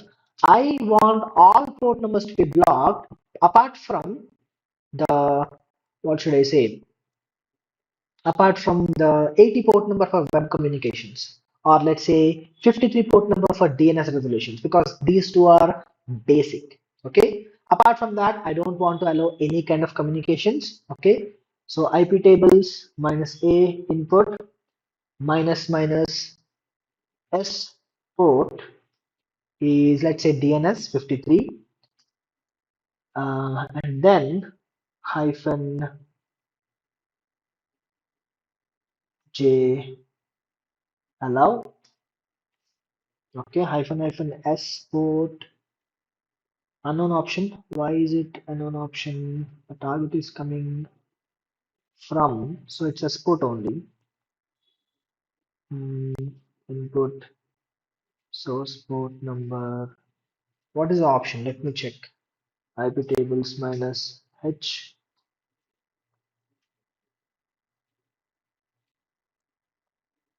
jump. Yeah, minus S address. I know that.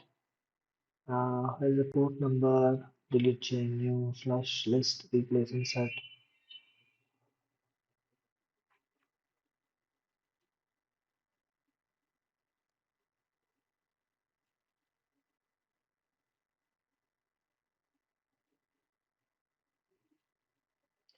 Set counters.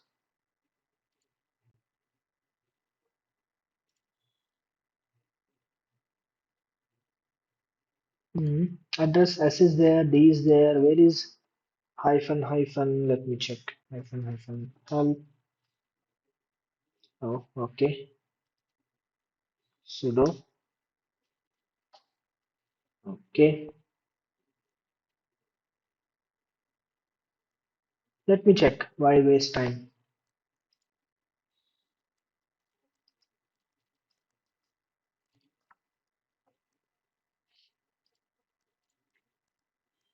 Export is good. I don't know why it is not working. Let's come back here. IP tables minus A hyphen hyphen protocol. I forgot to give protocol. That is why it is not working, I guess. So minus P TCP export equal to 53 allowed. Okay, allow doesn't exist. Hmm, how do we say allow? Accept, I think. Yes, Accept, I think. yes, correct. That is correct. So here, as you can see, IP tables minus L. See now, anything as long as it is coming from 53 port number allowed, then I would like to block everything else. IP tables minus A input, minus P TCP minus J drop. Okay. Now I can see anything that comes with domain is allowed, but anything that doesn't come with the domain, all of them are blocked. Okay. So now if I come back to my Nmap, meanwhile, who said earlier accept? Who confirmed it? Patrick. Okay, Patrick, thank you, Patrick, for Okay, confirmation. sir. Okay, so here I want to generally perform scan, and as we expected, now I'm sending random IP address communication, so it doesn't accept them. We will confirm that in a moment. 50% done.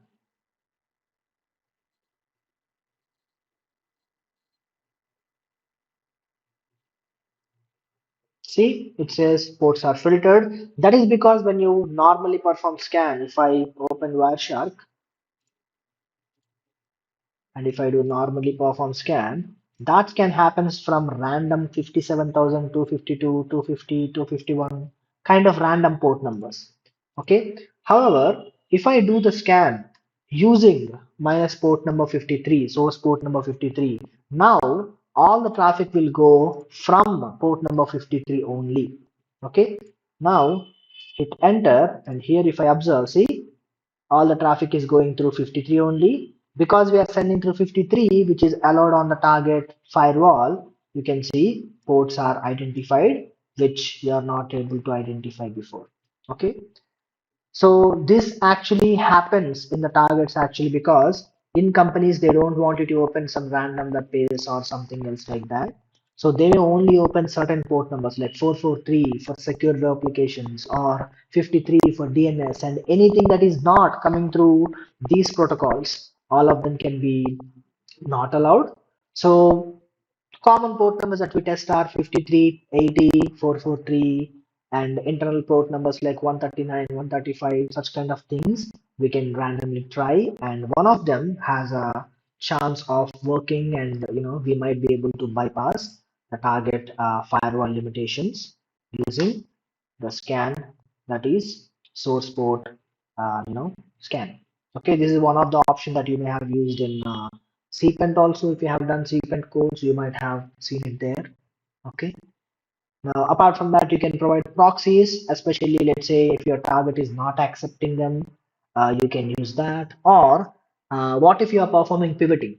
Okay, when you're performing pivoting, if the network is somewhere else, your regular network might not be able to reach it, but you can set up a SOX proxy in your Metasploit framework, and you can use that proxy to send the traffic to the target. So like that. In fact, previously one of our student also had the same issue when he is practicing, and I suggested him to try different mechanisms, and one of them worked.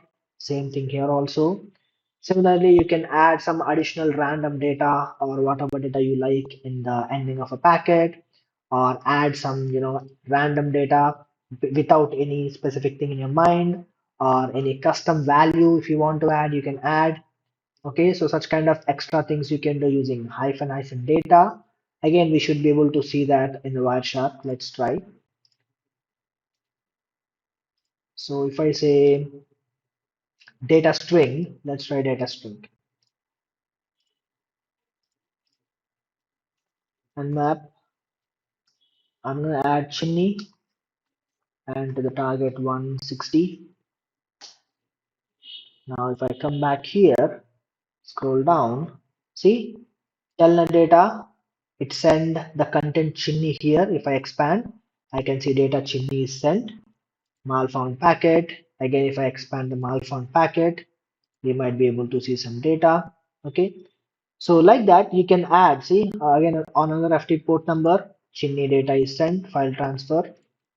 So like that, if you want to decide what data you want to send, you can use hyphen data string, or if you want to just custom payload using hex string, you can add hex string also, or just add some number there. So if I just go back and give a number, data length, and then give number like 20. Random extra 20 characters will be added to your communication, and you should be able to see that while you are sending traffic. I should have reset it. Okay, not this. Let me reset it. Now we should see that again. Since it is random, we will have, yeah, see, random data, hex value of data we have sent. and it will look something like that. Okay, so you can use this to confuse the target signatures, by sending some random characters or some trusted characters by the target. You can confuse the target or make it trust you. So such kind of things you can do with the help of this hyphen data option. Meanwhile, my password tracking with the custom script arguments is done. You can see the outcome is available here. And my slow scan is still going on. 100% done, but still I think it is doing some closure things. Sorry, only ARP ping is done 100%. Still, regular scan is not even started.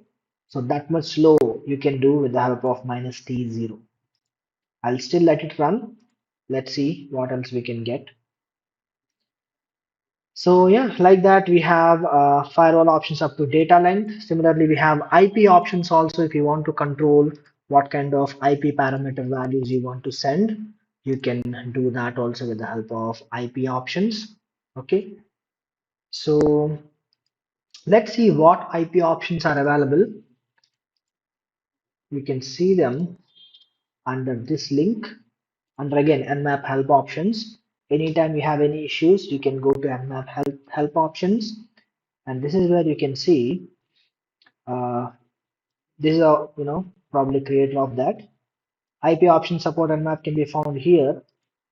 Also basic usage, you can record the routing, you can add the internet timestamps, you can provide source routing, or you can use strict routing. Like that, additional IP based communications you can do with the help of minus what minus IP options value.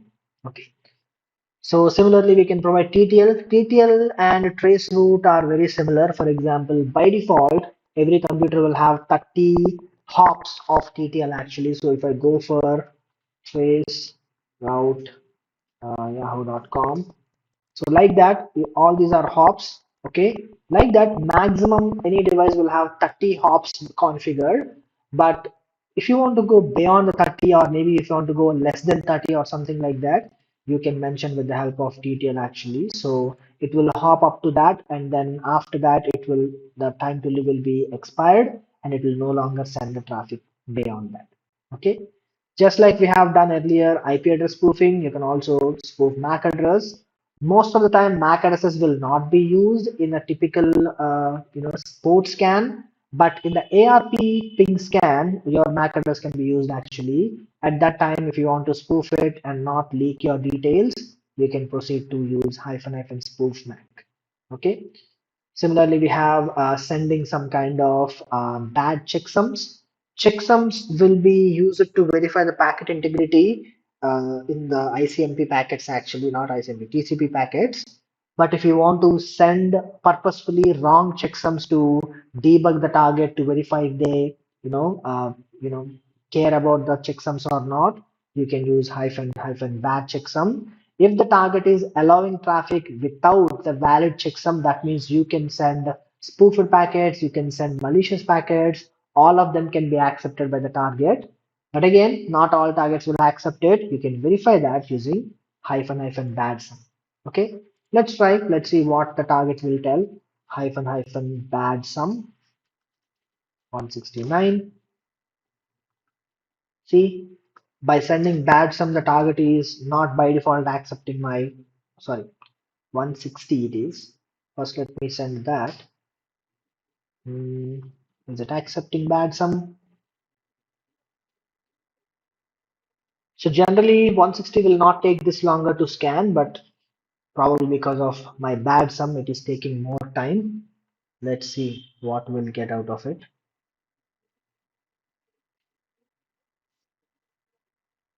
Okay, interesting. Even though the target has all port numbers open, or bunch of port numbers open, as soon as I send bad checksum, they are not accepting. So that means the target has a proper checksum verification before accepting the packets. Okay. So like you can see, you can try this, and if any target is responding you properly, showing open ports properly, even when you send bad sum, that means the target can accept any kind of tampered data without proper verification mechanism. So that's one good option to verify. With that, our firewall and IDS evasion and spoofing techniques are also done. And then we have output options. So in this output option, some of them we already have seen. For example, -hyphen open we already have seen. Um, let's see, -v also we could have used before. -v will give you details of what is happening. So by giving -v, before v, you can see just nmap scan report, host up, not showing core details, right? But if I give -v, that will tell you at every step of the way what it is doing. Like first it is doing ARP ping scan, then completed ARP ping scan, then started DNS resolution, then completed DNS resolution, started Synstel scan, what ports are identified, all the details will be given to you by adding -v. That -v we have here. Okay. Then we have -d, generally only for debugging purposes. If you're an Nmap developer or someone who wants to investigate the issues of Nmap, then -d is required.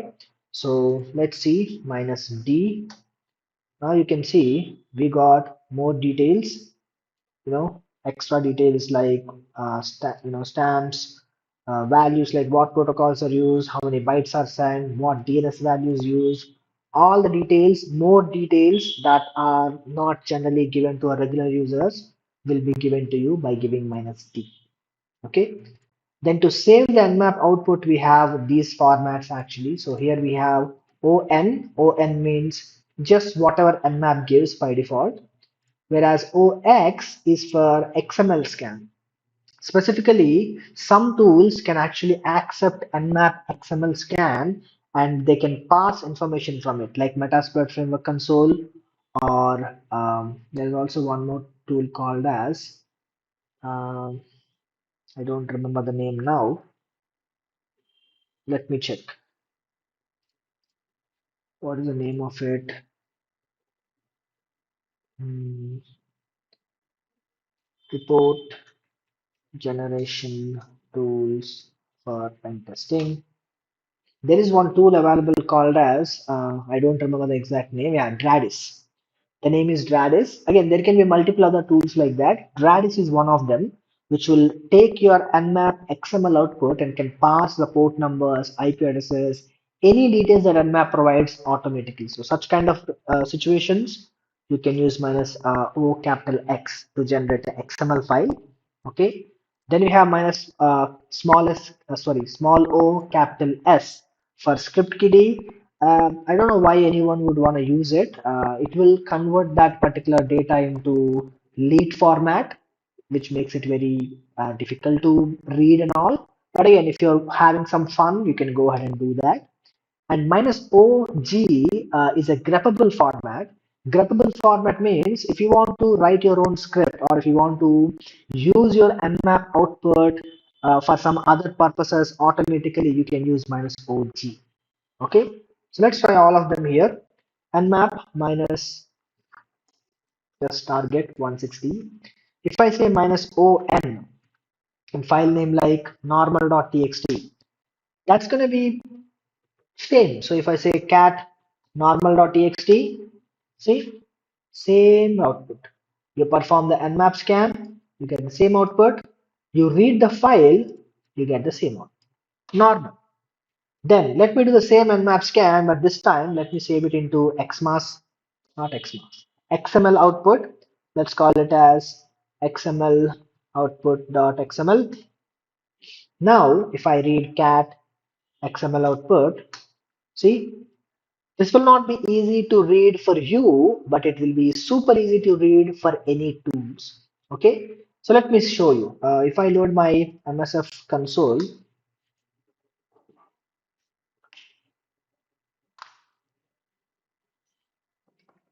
let's see how I can import all the data. Let me do even more aggressive scan here.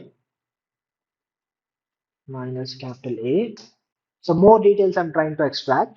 And in your Metasploit framework console, right now, if I say hosts, see, we have some hosts here. 160 is not the part of it. Okay, similarly, if I type, what else do we have? You can also type nodes, services, vulnerabilities, all of that. So if I say services, you can see we only have some ports, right? Now what I'll do is I am going to import the XML file here. Okay. How do I do that? Let's see what's the command to import. db underscore import. Okay. So type db underscore import. Then we give the file name. File name is what? Is it done? Scan is done and the file name is xml output.xml. So if I say xml output.xml, see, importing Nmap XML data, it automatically identified that that file is XML file, that imported host file and successfully done. Now if I type hosts, you can see 160 is added with MAC address, OS, version, purpose, then type services.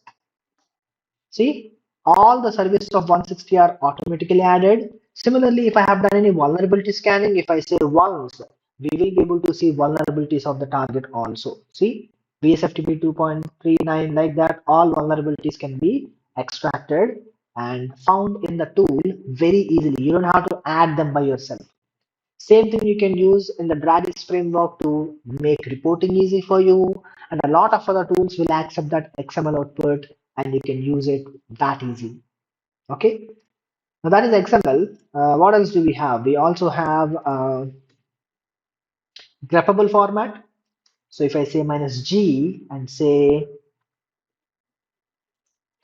output dot grep, so the output will be structured in a way that you can use grep command to isolate what you want to extract. Okay, let it complete.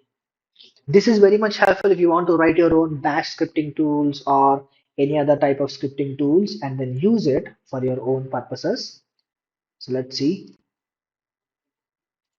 done, right? Now, if you generally cat output.grep, see, this is how it will look like. So much confusing, right? But this is easy to separate. For example, I can say, let me use grep. If I say ports, hmm,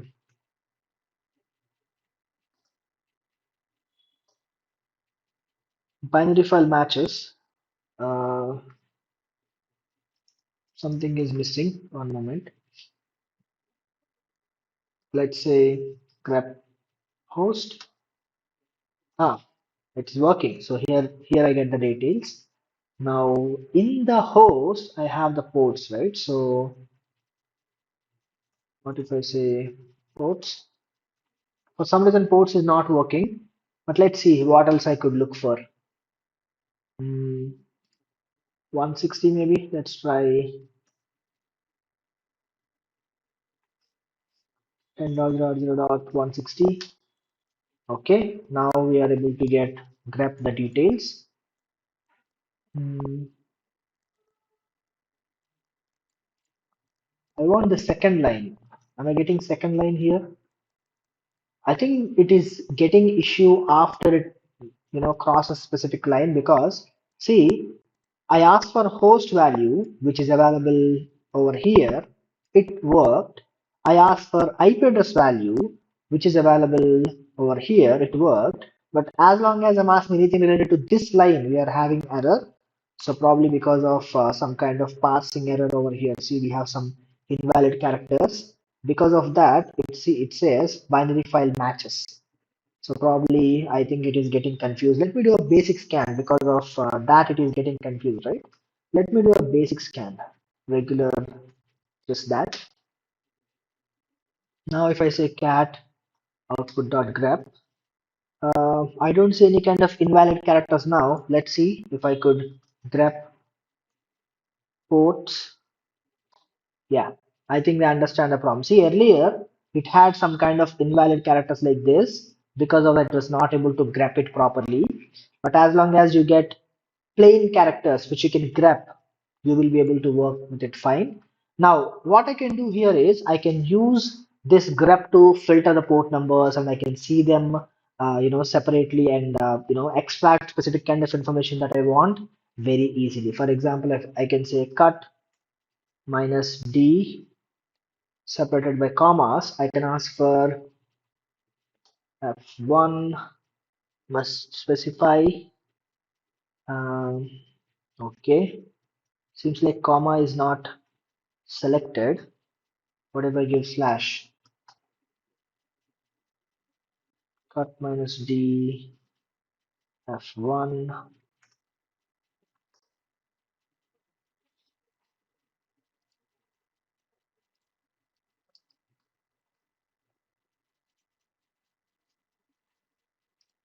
Okay,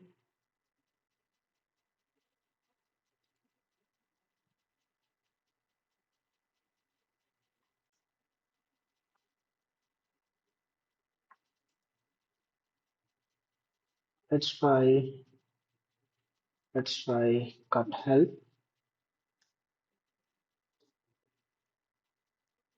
So bytes, I can extract specific kind of bytes, or I can cut it based on characters or delimiter, mm, field list minus f. I can go with that. Zero term. Yeah, syntax is looking good. I don't know why it is not responding. Where is it? Cut minus d space minus f1. Oh, space. Seriously, space is a problem. F2 IP address, F3, F4. Now let's separate by commas. Now I can see 21, 22, 23, 24. I can ask for multiple also, like I can ask for F1, comma 2, comma 3, comma 4. Like that, and ask for multiple port numbers. I can even cut them even further, extract only port numbers or only TCP. You get the idea. Okay. So like that, I can use the grabbable command output to grab and extract exactly whatever I want. Okay. So like that, minus OG. And if you give minus OA, that's going to generate outputs for all the top things. For example, like normal, XMAS, and greppable. Since we are here anyway, let's also explore the script kiddie one. Nmap minus s kiddie.txt. So if I say cat kiddie.txt, see here, service is written as $3RV1CE. As such is written as $H. You get the idea. Okay. It is again not productive, but it's fun. If you want to explore fun, you can go ahead and explore fun. That is this command. Okay. Like I said, you can also give minus capital OA for all popular port formats. So should I give any file name here? Let's see. Yeah, base name you have to give, not the entire file name, just the base name, like all formats. Okay, give that. Automatically you will see all formats: GNMap, greppable format, regular Nmap format, XML format. All the three formats are created at the same time if you don't want to choose. So then we have reason, one of the very interesting thing actually. So when I said Nmap and target IP address, generally you'll get port open or close or something like that. But by adding hyphen hyphen reason, it will also tell you why Nmap considered any specific port as open or closed or something. Okay. Hit reason, you can see that it will tell you why, because the target responded with SYNAC. Okay, in every port number, you identify the target port number as open because the target responded with SYNAC and TTL value 64. Okay, same thing if I do for minus smallest capital A firewall detection scan. Why does Nmap thinks a port is filtered or unfiltered? That also we can see. Hit enter and you can see. Generally here it says reset, but since nothing else is there, we see nothing. Uh, what if I say all are unfiltered? So there is nothing crazy there. Mm, let me give SX. That also shows you some ports, right? See here, these ports are identified as open or filtered because the target is not responding. However, For all other 978 ports, they are identified as closed because for all of them, target actively responded with reset. Okay. Same thing if I do for a Windows device. Let's see the response with a Windows device. 141, I guess. Is it correct? I believe it is 141. Let me check. 141, right. So here you can see that all 1000 ports are closed because all of them they responded with reset.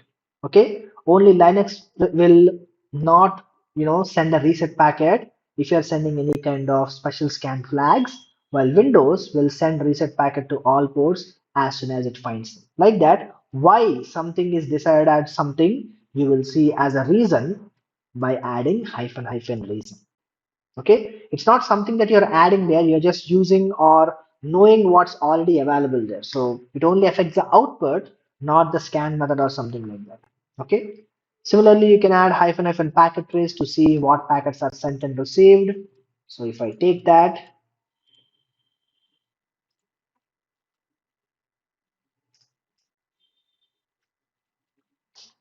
see, if I scroll up, every packet that you sent, every packet that you received, everything is printed here. Again, for debugging purposes, this one can be very helpful, so take a look into that. Similarly, for debugging, if the target has any kind of interfaces or routes available, it will try to print them. So let's try that. This will help us to identify if you are able to reach the target or not, or if it has any kind of other interface or not, like that. See, so it only has 10.0/24 and also these interfaces, nothing more. So that's what you can get here using if list, some other output thing. Similarly, you can append output. For example, uh, let's say you scan one target, and then when you do the same scan again with the same output file name, it will overwrite. For example, let's see. So cat kiddie, right? Here you can see right now we have some data. Now, if I do one more scan, let's say minus capital A scan. Generally, what happens is it will override the existing content, but by adding this value, append output, that is going to, what should I say, add to the existing one, not just overwrite it. Okay. So if you want to save more number of things, you can do that. Similarly, if you have stopped any scan, if it is saved into a file, you can resume it. I did not stop any scan so far, but let's try.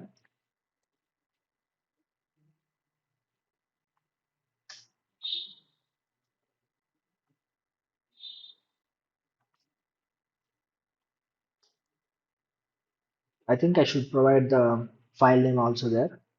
But anyway, let's see. Append output. Let's try that. Similarly, we have non-interactive. So press Ctrl C or enter, something like that. Generally, they will work. But by adding non-interactive, they will not work. I think I should start using it in my classes. Let me show you how that will work. So if I say Nmap minus smallest capital U 160. Now, as it is running, you will generally press enter, etc., to know, right? If you add hyphen hyphen non-interactive, you hit enter, nothing will happen. Okay. So again, I'm not sure why I would want to enable that, because most likely I understand. So especially when you are writing any Nmap based scripts, in that cases, you don't want your current running scan to be affected by the previously executed commands or outputs actually. So in that cases, hyphen hyphen non-interactive can be very helpful. So if you want to write any scripts. So yeah, that is how it will work. Now let me see. Cat kiddie. Now you see, first the aggressive scan is done up to this, then second scan is done and the information is added to that. Okay, all of that we are able to do by adding hyphen hyphen append output. I could use this to contain all my Nmap results in one scan only. Like first I do network scan, and save that into a file. Then on one of the target, I'll do port scan, save the information in the same file. So all my scan outputs can be saved in one single file only. I don't have to worry about all other type of files and forget all of that. I can use the append output to manage all the outputs in one go. Okay. So similarly, you can, you can use hyphen hyphen style sheet. What it will do, it will take the XSL style sheet and transform that into HTML. Okay, so let's see. I do have one XML. Okay, but I don't have XSL style sheet. So if you have that, you can convert that into HTML output. So there is that. If you want, you can use. Okay. Similarly, you can use hyphen hyphen web XML to create a web-based output, it says. So if you want to use that, you can use. Okay. So yeah. Then we have miscellaneous options. You can enable IPv6 scanning using -6. By default, we'll go for IPv4, but you can go with IPv6 also using just adding -6.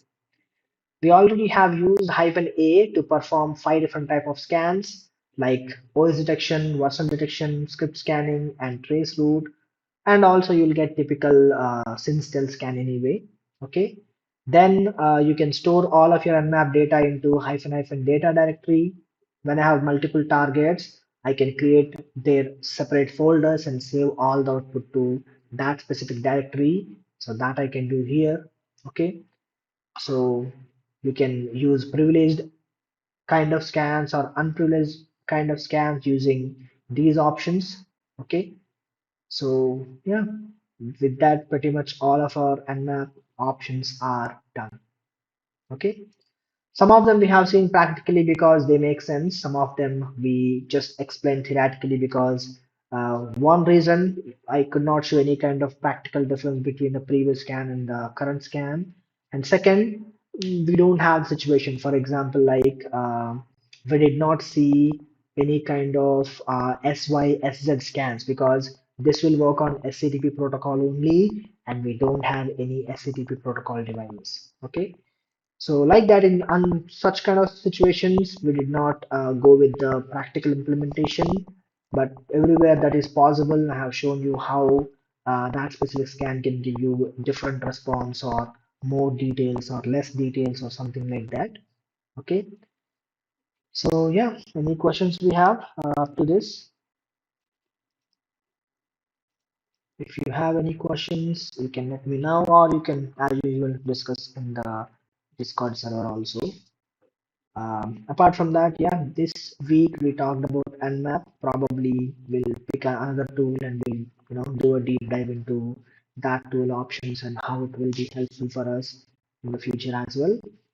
So, any questions? Anything that you'd like to add?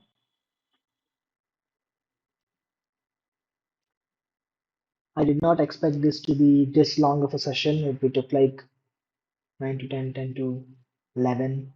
We started 9, right? So 9 to 10, 10 to 11, 11 to 11:30. 2.5 hours it took just to talk about Nmap. So mostly in the future we'll try to make it somewhat less, lengthy streams. And also I have recorded the entire session. Hopefully the audio also got recorded. I did not test that. I just randomly tried that. So everything is recorded. I'll try to share it in the Discord once it is ready. So yeah, if nothing else is there, I think that's all for this session. We'll again gather up with one more tool soon and we'll talk about what we have in there. Is that all? Shall we end? Do we have anything?